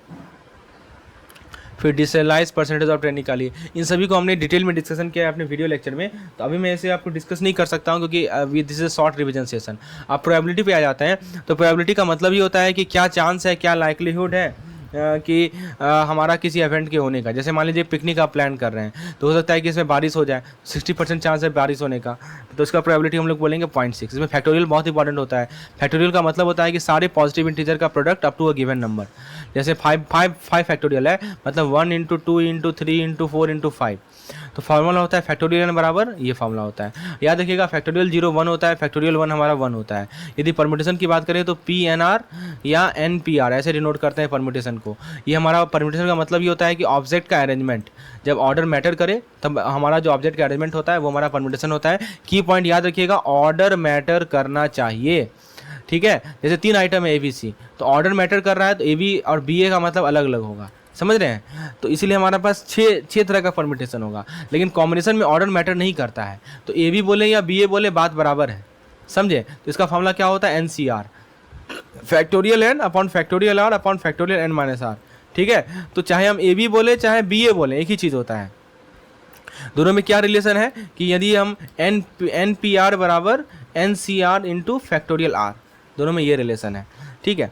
तो जैसे मान लीजिए कि आपको 5 पेंसिल में से 3 पेंसिल सेलेक्ट करना है, तो हमें यहाँ पे ऑर्डर मैटर करेगा, तो नहीं, यदि नहीं करेगा सॉरी, क्योंकि सब पेंसिल बराबर है, तो हम वहाँ पे कॉम्बिनेशन का यूज़ करेंगे। जहाँ पे फैक्टोरियल मैटर करेगा, ऑर्डर मैटर करेगा, वहाँ पे हम लोग परम्यूटेशन का यूज़ करेंगे, समझ में आ रहा है, ठीक है। और यहाँ पे एक होता है मल्टीप्लिकेशन मेथड। जैसे देखिए, जैसे आपको 7 बॉय में से 7 लड़के में से 3 लड़का सेलेक्ट करना है और 6 लड़का में से 4 लड़का सेलेक्ट करना है, तो मल्टीप्लिकेशन रूल ये कहता है कि आप दोनों काम को अलग अलग कीजिए और फाइनली आप दोनों को मल्टीप्लाई कर दीजिए, तो हमारा फाइनल रिजल्ट आएगा। तो 7 में से 3 सेलेक्ट करना है तो 7C3 होगा, 6 में से 4 सेलेक्ट करना है 664 होगा, और टोटल जो परम्यूटेशन होगा वो क्या होगा, हमारा ये होगा। टोटल हमारा जो ये प्रोबेबिलिटी होगा वो मल्टीप्लिकेशन होगा। एक होता है हमारा रैंडम एक्सपेरिमेंट या ट्रायल। तो रैंडम एक्सपेरिमेंट को हम कंडक्ट करते हैं आइडेंटिकल कंडीशन में मल्टीपल पॉसिबल आउटकम में। जैसे कॉइन टॉस करना है, डाइस थ्रो करना है, डेक में से कार्ड सेलेक्ट करना है, ठीक है। जैसे कॉइन टॉस करना है। सैंपल स्पेस और सैंपल पॉइंट क्या होता है, तो जितने भी पॉसिबल आउटकम्स हो सकते हैं किसी रैंडम एक्सपेरिमेंट का, उसको हम लोग सैंपल स्पेस कहते हैं। इसको हम लोग कैपिटल S से डिनोट करते हैं, और इस एलिमेंट के, इस सैंपल के अंदर जितने भी एलिमेंट होते हैं उसको हम लोग सैंपल पॉइंट बोलते हैं। जैसे मान लीजिए कि आप कॉइन थ्रो कर रहे हैं, तो यहाँ पे H और T ये हमारा सैंपल स्पेस कहलाएगा, और सैंपल पॉइंट कितना होगा, 2 होगा। सैंपल पॉइंट को NS से डिनोट किया जाता है। जैसे मान लीजिए कि आप डाइस थ्रो कर रहे हैं, तो ये हमारा सैंपल स्पेस कहलाएगा, और NS हमारा कितना होगा, 6, यानी नंबर ऑफ सैंपल पॉइंट क्या होगा हमारा यहाँ पे 6 होगा। इवेंट क्या होता है, इवेंट हमारा सैंपल स्पेस का एक सबसेट होता है, ठीक है। तो यदि मान लीजिए S हमारा सैंपल स्पेस है और A उसका यदि सबसेट है, सबसेट को ऐसे डिनोट किया जाता है, पता होगा आपको, तो A इवेंट कहलाएगा। जैसे आप डाइस थ्रो कर रहे हैं तो ऑड नंबर आने का इवेंट, तो वो क्या होगा, ये हमारा सबसेट होगा, इवेंट कहलाएगा। इवेंट बहुत तरह के होते हैं, कुछ इवेंट हमारे सर्टेन होते हैं, मतलब वैसा इवेंट जिसके अंदर सारे सैंपल पॉइंट हो, event containing all sample point. जैसे मान लीजिए कि किसी डाइस पे 1 से 6 आने का इवेंट, तो इसमें क्या होगा, 1 हो सकता है, 2 हो सकता है, 3 4 5 6, मतलब सैंपल स्पेस में जितने भी हमारे एलिमेंट्स हैं सब के सब हमारे इवेंट में मौजूद हैं। इसीलिए ऐसे इवेंट को हम लोग सर्टेन इवेंट बोलते हैं। कुछ इवेंट हमारे इम्पॉसिबल इवेंट होते हैं, मतलब ऐसा इवेंट जिसमें कोई फेवरेबल आउटकम हो ही ना। एक होता है हमारा म्यूचुअली एक्सक्लूसिव इवेंट, वैसा इवेंट जो कि एक साथ ना हो सके। जैसे मान लीजिए कि आपने एक सिंगल टॉस किया और हेड आए या ट्रेल आए, ऐसा हो सकता है क्या? नहीं हो सकता है ना, या तो हेड आएगा या टेल आएगा, दोनों तो नहीं आ सकता। तो ये हमारा कहलाएगा म्यूचुअली एक्सक्लूसिव इवेंट, और इसको डिनोट करने के लिए हम लोग ए इंटरसेक्शन बी बराबर फाई ऐसे डिनोट करते हैं। कुछ होता है हमारा इक्वली लाइकली इवेंट, वैसा इवेंट जिसमें चांस होने का इक्वल संभावना हो, ठीक है। जैसे मान लीजिए कि आपका जो डाइस होता है उसका डाइस का प्रत्येक face in a single throw, ठीक है। अब बात करें एग्जॉस्टिव इवेंट की, तो इवेंट जिसका कंबाइंड आउटकम जो है इंटायर सैंपल स्पेस को कवर करता है उसको हम लोग एग्जॉस्टिव इवेंट बोलते हैं। जैसे आप डाइस को थ्रो कर रहे हैं तो ऑड नंबर का, इवन नंबर का, और दोनों का आप सम यूनियन करेंगे तो सैंपल स्पेस आएगा। कुछ हमारा कॉम्प्लीमेंट्री इवेंट होता है, तो जैसे इवेंट ए हो गया और ए सी लगा दिए तो कॉम्प्लीमेंट्री इवेंट कहलाएगा, जो कि एग्जॉस्टिव और म्यूचुअली एक्सक्लूसिव हो। जैसे आप एक डाई को थ्रो कर रहे हैं, ठीक है, उसमें से ये तो सैंपल पॉइंट हो गया, ठीक है। उसमें से हमारा जो एक ए मान लीजिए हमारा इवेंट है 1 और 2 आने का संभावना, और उसका कॉम्प्लीमेंट्री इवेंट क्या होगा 3 4 5 6, है ना। तो ए और ए का जो कॉम्प्लीमेंट्री का यूनियन होगा वो सैंपल स्पेस के बराबर होगा, और दोनों का जो इंटरसेक्शन होगा वो हमारा फाई होगा, नील होगा। तो यदि हम मैथमेटिकल डेफिनेशन ऑफ प्रोबेबिलिटी की बात करें, तो यदि सैंपल स्पेस एस है किसी रैंडम एक्सपेरिमेंट का, जिसमें एन इक्वली लाइकली एग्जॉस्टिव और म्यूचुअली एक्सक्लूसिव सैंपल पॉइंट है, जिसमें से एम फेवरेबल है इवेंट ए के लिए, तो प्रोबेबिलिटी है जो इवेंट ए का होता है वो क्या होता है, वो होता है हमारा m/n, ठीक है। तो ये ध्यान रखना है, और प्रोबेबिलिटी का वैल्यू 0 और 1 के बीच में होता है। जैसे मान लीजिए कि एग्जाम्पल के तौर पर एम समझ रहे हैं, एम क्या है कि देखिए एस है हमारा सैंपल स्पेस, जिसमें से एन इक्वली लाइकली एग्जॉस्टिव और म्यूचुअली एक्सक्लूसिव सैंपल पॉइंट है, समझ रहे हैं। और एम जो है फेवरेबल है, तो m/n जो होता है वो हमारा क्या होता है, प्रोबेबिलिटी को दर्शाता है। जैसे ये सभी हमारे पॉसिबल आउटकम्स हैं, तो एन एम हमारा 6 हो गया, राइट।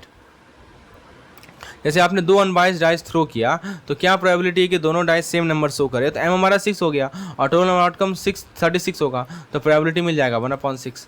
तो ये मैथमेटिकल डेफिनेशन के अकॉर्डिंगली हम लोग डिफाइन कर रहे हैं।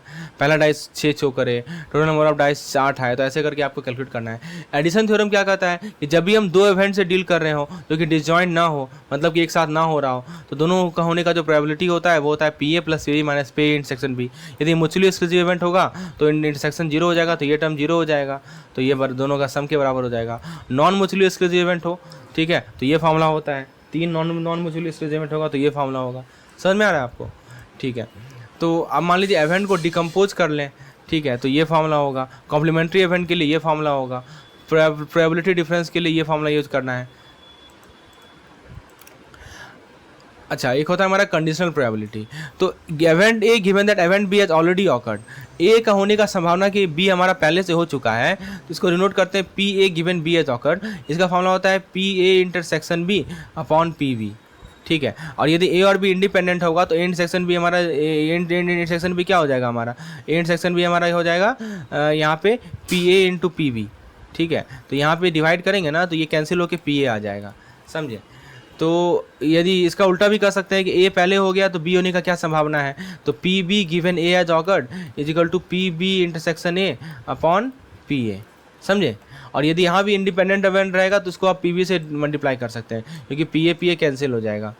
मल्टीप्लिकेशन थ्योरम क्या कहता है कि PA/B यदि करना है तो पहले PA/PBY या PB/PAYB। इंडिपेंडेंट इवेंट के केस में आपका क्या होगा कि एक होने का संभावना दोनों का प्रोडक्ट हो जाता है, ये ध्यान रखिएगा, ठीक है। PA/B = PA/PB। जैसे यहाँ देखिए, एक कार्ड को हमने जो ड्रॉ किया है पैक ऑफ कार्ड से, वो रेड होगा या पिक्चर कार्ड होगा, इसका क्या संभावना है, ठीक है। तो रेड का अलग निकालिए, पिक्चर कार्ड का अलग निकालिए, और PA यूनियन भी हमें बताना है, ठीक है। तो इसका फॉर्मूला आप यूज़ कीजिए तो हमें PA यूनियन भी मिल जाएगा। अब रैंडम वेरिएबल एक फंक्शन होता है जो कि एक रियल नंबर असाइन करता है प्रत्येक आउटकम को सैंपल स्पेस में। जैसे S हमारा सैंपल स्पेस है और R हमारा रियल नंबर लाइन है। जैसे टॉसिंग अ कॉइन, तो यहाँ पे रैंडम एक्सपेरिमेंट क्या है कि आप एक कॉइन को 2 बार टॉस कर रहे हैं, रैंडम वेरिएबल X क्या होगा, नंबर ऑफ हेड ऑब्टेन, ठीक है। ये सब पॉइंट है। रैंडम वेरिएबल में डिस्क्रीट रैंडम वेरिएबल आता है, कंटीन्यूअस रैंडम वेरिएबल आता है। मान लीजिए कि एक फाइनाइट या countably infinite number of possible value आ जाए, राइट। तो ये कहलाएगा हमारा डिस्क्रीट रैंडम वेरिएबल। एक होता है हमारा कंटिन्यूस रैंडम वेरिएबल कि हमारे पास जो पॉसिबल वैल्यू है वो इनफाइनाइट है, तो ये क्या कहलाएंगे, ये हमारे कंटिन्यूस रैंडम वेरिएबल कहलाएंगे। अब देखिए रैंडम वेरिएबल की प्रोबेबिलिटी डिस्ट्रीब्यूशन की बात करें तो देखिए रैंडम वेरिएबल में हमने क्या किया कि प्रत्येक सैंपल पॉइंट के कॉरस्पॉन्डिंग हमने एक रियल नंबर को असाइन कर दिया, राइट, प्रत्येक आउटकम के कॉरस्पॉन्डिंग। तो इसका रैंडम वेरिएबल का क्या प्रोबेबिलिटी ये है, नियम है कि एक प्रोबेबिलिटी डिस्ट्रीब्यूशन रैंडम वेरिएबल के सभी पॉसिबल वैल्यू को डिस्क्राइब करता है और उसके कॉरस्पॉन्डिंग प्रोबेबिलिटी को भी डिस्क्राइब करता है।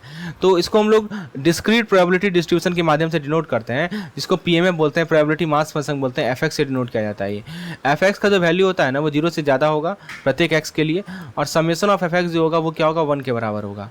ठीक है, ये होता है हमारा डिस्क्रीट प्रोबेबिलिटी डिस्ट्रीब्यूशन। और कंटिन्यूस वाले में क्या होता है, मैंने अभी आपको बताया था डिस्क्रीट का मतलब क्या होता है कि फाइनाइट और continuously infinite number of possible value लेगा, और कंटिन्यूस में क्या होता है, infinite number of possible value लेगा।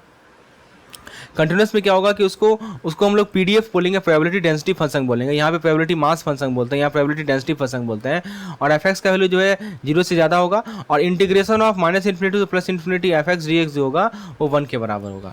यहाँ पे समेशन था, यहाँ पे इंटीग्रेशन है, क्योंकि ये हमारा कंटिन्यूस फंक्शन है और ये हमारा डिस्क्रीट फंक्शन था। अब एक होता है CDF, क्युमुलेटिव डिस्ट्रीब्यूशन फंक्शन। तो रैंडम वेरिएबल यदि x हो, पीएमएफ और पीडीएफ एफएक्स हो, तो क्युमुलेटिव डिस्ट्रीब्यूशन फंक्शन यदि एफएक्स निकालना है तो एफएक्स क्या होता है, px < x, और एफ एक्स का वैल्यू 0 से 1 के बीच में होगा, 1 के बराबर भी हो सकता है। -∞ में एफ का वैल्यू 0 होगा, +∞ में एफ का वैल्यू +1 होगा। ठीक है, एक्सपेक्टेशन और स्टैंडर्ड डेविएशन की बात करें किसी रैंडम वेरिएबल की, तो एक्सपेक्टेशन क्या होता है कि मीन बोले या एक्सपेक्टेड वैल्यू बोले रैंडम वेरिएबल का, उसको म्यू से डिनोट करते हैं। ये फॉर्मूला बार पूछा जाता है। तो यदि हमारे पास डिस्क्रीट रैंडम वेरिएबल है तो यदि उसका एक्सपेक्टेशन निकालना है, summation of x into f x कर लीजिए तो हमें एक्सपेक्टेशन मिल जाएगा। यहाँ पे एफ एक्स क्या है, हमारा एफ एक्स है probability mass function of x, है ना, क्योंकि डिस्क्रीट है तो मास फंक्शन आएगा। यदि हमें स्टैंडर्ड डेविएशन निकालना है, हमारा ये मास मतलब मास फंक्शन है, डिस्क्रीट रैंडम वेरिएबल है और हमें स्टैंडर्ड डेविएशन निकालना है, तो क्या करना है हमें, एक्सपेक्टेशन जो हमने निकाला, एक्सपेक्टेशन निकाल लीजिए x माइनस म्यू के होल स्क्वायर का। ठीक है, तो हमें दे देगा ये स्टैंडर्ड डेविएशन। ये तो हमने डिस्कस किया डिस्क्रीट वाला। अब यदि हमारा जैसे एग्जांपल के तौर पर आपने 2 अनवाइज डाइस को थ्रो किया, क्या प्रोबेबिलिटी है कि दोनों डाइस जो है सेम नंबर शो करे, ये तो बहुत सिंपल सा चीज़ है, अभी हमने डिस्कस किया है। ठीक है, अच्छा अब मान लीजिए कि हमारा कंटिन्यूस रैंडम वेरिएबल रहे तो वहाँ पे CDF आएगा, कंटिन्यूस वहाँ पे PDF आएगा, प्रोबेबिलिटी डेंसिटी फंक्शन आएगा। मान लीजिए कि एफएक्स हमारा प्रोबेबिलिटी डेंसिटी फंक्शन है, वहाँ पे हमें यदि एक्सपेक्टेशन निकालना हो तो एक्सपेक्टेशन निकालने के लिए क्या करना पड़ेगा कि x इंटू एफ करना पड़ेगा, इसका इंटीग्रेशन -∞ से +∞ dx। ठीक है, और यदि हमें वेरिएंस निकालना है तो expectation of x minus expectation of x का स्क्वायर, ठीक है, इसका पूरा एक्सपेक्टेशन निकालना होता है, समझे। तो ये चीज़ होता है। स्टैंडर्ड डेविएशन निकालने इसका अंडर रूट कर लीजिए। ठीक है, स्टैंडर्ड डेविएशन हमारा वेरिएंस का अंडर रूट होता है, आपको पता होगा। चलिए, तो एक प्रॉपर्टी याद रखिएगा, ये प्रॉपर्टी बराबर सवाल पूछा जाता है। यदि मान लीजिए कि हमें EAX + B में निकालना हो ना, तो A टाइम्स EX + B के बराबर होता है। ये प्रॉपर्टी बराबर पूछा जाता है। और यदि हमें वेरिएंस निकालना हो ना AX + B का, तो वो होता है A² times variance of x। जैसे यहाँ देखिए x 1 2 3 fx ये दिया हुआ है, तो यदि हमें एक्सपेक्टेशन निकालना है तो देखने से कैसा लग रहा है, डिस्क्रीट वेरिएबल लग रहा है। डिस्क्रीट वेरिएबल के लिए क्या बताया था एक्सपेक्टेशन निकालने का, x into f x summation, तो सबको मल्टीप्लाई कर दीजिए और जोड़ दीजिए तो हमें एक्सपेक्टेशन मिल जाएगा। वेरिएंस निकालना है, क्या बताया था कि वेरिएंस निकालना है तो वेरिएंस का सिंपल सा चीज़ फॉर्मूला होता है x minus expectation of x का होल स्क्वायर का समेशन इंटू एफ एक्स। ठीक है, तो इसको ऐसे भी लिख सकते हैं x² into f x minus expectation of x का होल स्क्वायर, तो दोनों को निकाल लीजिए। Standard deviation under root variation होता है। यदि ये 2x + 3 का आपको एक्सपेक्टेशन और वेरिएंस निकालना रहे तो 2 टाइम्स एक्सपेक्टेशन ऑफ x + 3 निकाल लीजिए। और यदि वेरिएंस निकालना है तो आपको पता ही है A² x होता है, यानी 2² 3 टाइम्स होगा, समझ में। तो उस तरह CDF का भी निकाल सकते हैं। एक होता है हमारा बाइनोमियल डिस्ट्रीब्यूशन। बाइनोमियल डिस्ट्रीब्यूशन क्या डिपेंड करता है कि n यदि हमारा रिपीटेड इंडिपेंडेंट ट्रायल हो, n रिपीटेड इंडिपेंडेंट ट्रायल हो तो सक्सेस होने का क्या चांस है। जहाँ पे P हो हमारा प्रोबेबिलिटी ऑफ सक्सेस इन इस ट्रायल, इसको रिप्रेजेंट करना है तो इसको ऐसे कर सकते हैं NCX P⁴ x 1 - P⁴ n - x। ठीक है। तो n मान लीजिए नंबर ऑफ सक्सेस n होने का, n इंडिपेंडेंट ट्रायल है, n बार हम लोग ट्रायल किए, उसमें सक्सेस आने का क्या चांस है, यहाँ पे p हमारा प्रोबेबिलिटी ऑफ सक्सेस है और q हमारा प्रोबेबिलिटी ऑफ फेलियर है। तो p और q आपस में कॉम्प्लीमेंट्री होता है, इसीलिए p प्लस q 1 होता है। तो इसके बारे में कुछ इंपॉर्टेंट पॉइंट याद रखिए कि मीन हमारा np के बराबर होगा, वेरिएंस हमारा np माइनस 1 माइनस p होता है, और स्क्यूनेस जो हमारा बीटा 1 होता है वो 1 minus 2p upon np upon 1 minus p होता है। ये वेरिएंस है हमारा, समझे, स्टैंडर्ड डेविएशन का अंडर रूट होता है। और कुर्टोसिस ये होता है। सिमेट्री की बात करें, डिस्ट्रीब्यूशन सिमेट्री होने के लिए p और q 0.5 के बराबर होगा, पॉजिटिवली इस q के लिए p हमारा 0.5 से कम होगा, ठीक है ना। Mean np variance np 1 minus p npq, इसको आप npq भी कह सकते हैं। अब मोड कैसे निकाला जाता है, तो मोड होता है हमारा n प्लस 1 टाइम्स p, ये सवाल पूछा जाता है बराबर। मोड क्या होता है, n प्लस 1 टाइम्स p, ठीक है। यदि इज नॉट एन इंटीजर तो मोड इंटीग्रल पार्ट होगा m माइनस 2 और m के बीच में। तो और यदि m इंटीजर है और डिस्ट्रीब्यूशन बाइमोडल है तो m माइनस 1 और m के बीच में होगा। एक होता है हमारा पॉइजन्स डिस्ट्रीब्यूशन। पॉइजन्स डिस्ट्रीब्यूशन बताता है कि कितनी बार एक इवेंट होगा एक फिक्स इंटरवल ऑफ टाइम में या स्पेस में। तो इसको हम लोग, इसका जो PMF होता है पॉइजन डिस्ट्रीब्यूशन का, जिसका रैंडम वेरिएबल x हो, पैरामीटर लैम्डा हो, उसको डिनोट कर किया जाता है lambda to the power x e to the power minus lambda upon factorial x, ठीक है। इसका की प्रॉपर्टी क्या है, mean lambda, variance lambda, skewness 1 upon under root lambda, kurtosis beta 2 3 plus 1 by lambda. यदि लैम्डा हमारा integer नहीं है और मोड हमारा इंटीग्रल पार्ट है एक्स लैम्डा का, तो ये ध्यान रखना है। तो मोड हमारा लैम्डा का इंटीग्रल पार्ट होगा, और लैम्डा यदि इंटीजर है तो डिस्ट्रीब्यूशन बाइमोडल है, तो modal modes at lambda minus 1 lambda, ठीक है। जैसे मान लीजिए कि एग्जांपल के तौर पर कि एक बुक का पेज है, उसमें कितना मिसप्रिंट हुआ, ठीक है ना। जब भी हमारा फिक्स इंटरवल ऑफ टाइम या स्पेस में नंबर ऑफ इवेंट हो रहा हो, बाइनोमियल में क्या देखा था हमने कि number of success and repeated independent trial, मतलब कि रिपीटेड ट्रायल है। जैसे कि आप नया ड्रग का सक्सेस आना, तो बार बार रिपीट करेंगे ड्रग को, लॉटरी टिकट, ये मेरा रिपीटेड ट्रायल है। यहाँ पे कोई रिपीटेशन नहीं हो रहा है, यहाँ नंबर ऑफ ट्रायल बहुत ज़्यादा, बर्थ इन हॉस्पिटल, ठीक है ना। फिर यहाँ पे e to the power minus lambda upon lambda lambda to the power x minus lambda, ठीक है। नॉर्मल डिस्ट्रीब्यूशन का एक कंटिन्यूस प्रोबेबिलिटी डिस्ट्रीब्यूशन फंक्शन होता है, जिसका बेल शेप कर्व होता है। इसका फॉर्मूला होता है 1 upon under root 2 sigma x square e to the power minus x minus mu का स्क्वायर अपॉन 2 सिग्मा स्क्वायर, ठीक है। म्यू हमारा मीन है, सिग्मा स्क्वायर, इसमें मीन मीडियन मोड सब म्यू के बराबर होता है। वेरिएंस सिग्मा स्क्वायर है, स्टैंडर्ड डेविएशन सिग्मा है, सिमेट्रिक ग्राउंड मीन होगा, ठीक है। और total area under the curve 1 के बराबर होता है, राइट। क्वार्टाइल डेविएशन 0.6745 ये होता है। और स्टैंडर्ड नॉर्मल डिस्ट्रीब्यूशन के लिए मीन 0, ठीक है। ये तो हमारा नॉर्मल डिस्ट्रीब्यूशन है। स्टैंडर्ड यदि हो जाएगा तो मीन 0 हो जाएगा, वेरिएंस 1 हो जाएगा, ठीक है। और स्टैंडर्ड नॉर्मल जेड जो होगा वो ये होगा। तो ये ध्यान रखना है आपको। अब देखिए एस्टिमेशन की बात करें तो एक होता है पॉइंट एस्टिमेट। पॉइंट एस्टिमेट एक सिंगल वैल्यू होता है जिसके थ्रू हम लोग अननोन पॉपुलेशन पैरामीटर को एस्टिमेट करने के लिए यूज करते हैं। जैसे मान लीजिए डिपार्टमेंट हेड प्रेडिक्ट करता है कि कोर्स के में 350 स्टूडेंट होगा अगले साल, तो ये पॉइंट एस्टिमेट है, ठीक है। जैसे मान लीजिए क्रिकेट टीम को गेस करना कि वो 350 स्कोर करेगा, ये हमारा पॉइंट एस्टिमेट है। एक होता है इंटरवल एस्टिमेट, मतलब कि हम एक रेंज बताते हैं जिसके अंदर पैरामीटर लाई करेगा, ठीक है। तो रेंज को एक कॉन्फिडेंस लेवल के द्वारा एकम्पनी किया जाता है, जो कि इंडिकेट करता है प्रोबेबिलिटी की पैरामीटर इस लेवल में इस लाई करेगा। जैसे मान लीजिए कि एक टेस्ट है, उसमें स्टूडेंट का एवरेज स्कोर, यदि 50 स्टूडेंट का सैंपल है, उसका एवरेज स्कोर 75 है, तो 75 को हम लोग पॉइंट एस्टिमेट की तरह यूज करेंगे। और एक होता है हमारा इंटरवल एस्टिमेट, जिसमें जैसे मान लीजिए कि एवरेज हाइट ऑफ पॉपुलेशन है, मान लीजिए कि हमारा सैंपल मीन हाइट है 170 सेंटीमीटर, स्टैंडर्ड डेविएशन 5 सेंटीमीटर का है, तो 95% कॉन्फिडेंस इंटरवल के बेसिस पे आप इंटरवल एस्टिमेट निकाल सकते हैं। तो पॉपुलेशन पैरामीटर को यदि एस्टिमेट करना है तो पहले आप सैंपल का मीन निकालिए, ठीक है। सैंपल का मीन निकालिए, निकालना आपको आता होगा। फिर सैंपल का प्रोपोर्शन निकालिए, ठीक है। कैसे निकालेंगे, तो सैंपल का प्रोपोर्शन पी को यूज किया जाता है पॉपुलेशन प्रोपोर्शन निकालने के लिए, p is equal to number of success divided by n. फिर आप क्या कीजिए, कॉन्फिडेंस इंटरवल निकालिए। एक ऐसा पॉपुलेशन में जहाँ पे पॉपुलेशन एस्टिमेशन हमें पता है, तो x bar plus z times sigma upon root n, या ऐसे वैसे लिख सकते हैं x bar plus z times sigma x bar, ठीक है। और पॉपुलेशन मीन जहाँ पे पॉपुलेशन एस्टिमेशन अननोन है, तो वहाँ पे ये फॉर्मूला यूज़ कर सकते हैं, टी वैल्यू होता है टी डिस्ट्रीब्यूशन से, ठीक है। और ये यदि मान लीजिए पॉपुलेशन प्रोपोर्शन रहे, तो यहाँ पे आप ये फॉर्मूला यूज करेंगे, ठीक है। तो पॉपुलेशन प्रोपोर्शन देखिए तीनों चीज़ हो सकता है कि पॉपुलेशन प्रोपोर्शन रहे, सैंपल मीन रहे, ठीक है, तब कॉन्फिडेंस इंटरवल कैसे निकाला जाएगा। जैसे आप department head, estimating next year enrolment based on current data. Credit manager कैसे यूज करते हैं पॉपुलेशन पैरामीटर को, वो देखिए प्रैक्टिस। क्रेडिट मैनेजर जो है क्रेडिट वर्थिनेस निकालते हैं sample of past payment habit से। होम बायर फ्यूचर इंटरेस्ट को पता करते हैं करंट ट्रेंड को ऑब्जर्व करके। तो पहले आप सैंपल सेलेक्ट कीजिए, फिर आप सैंपल का स्टैटिस्टिक्स निकालिए, सैंपल का मीन प्रपोर्शन या रेलेवेंट स्ट्रेटजी निकालिए, एस्टिमेट कंस्ट्रक्ट कीजिए, फिर प्रिसाइजन को इवैल्यूएट कीजिए, margin of error, confidence level और इन्फ्रेंस लीजिए। ठीक है, तो ये सब तरीका होता है एस्टिमेशन को यूज करने का।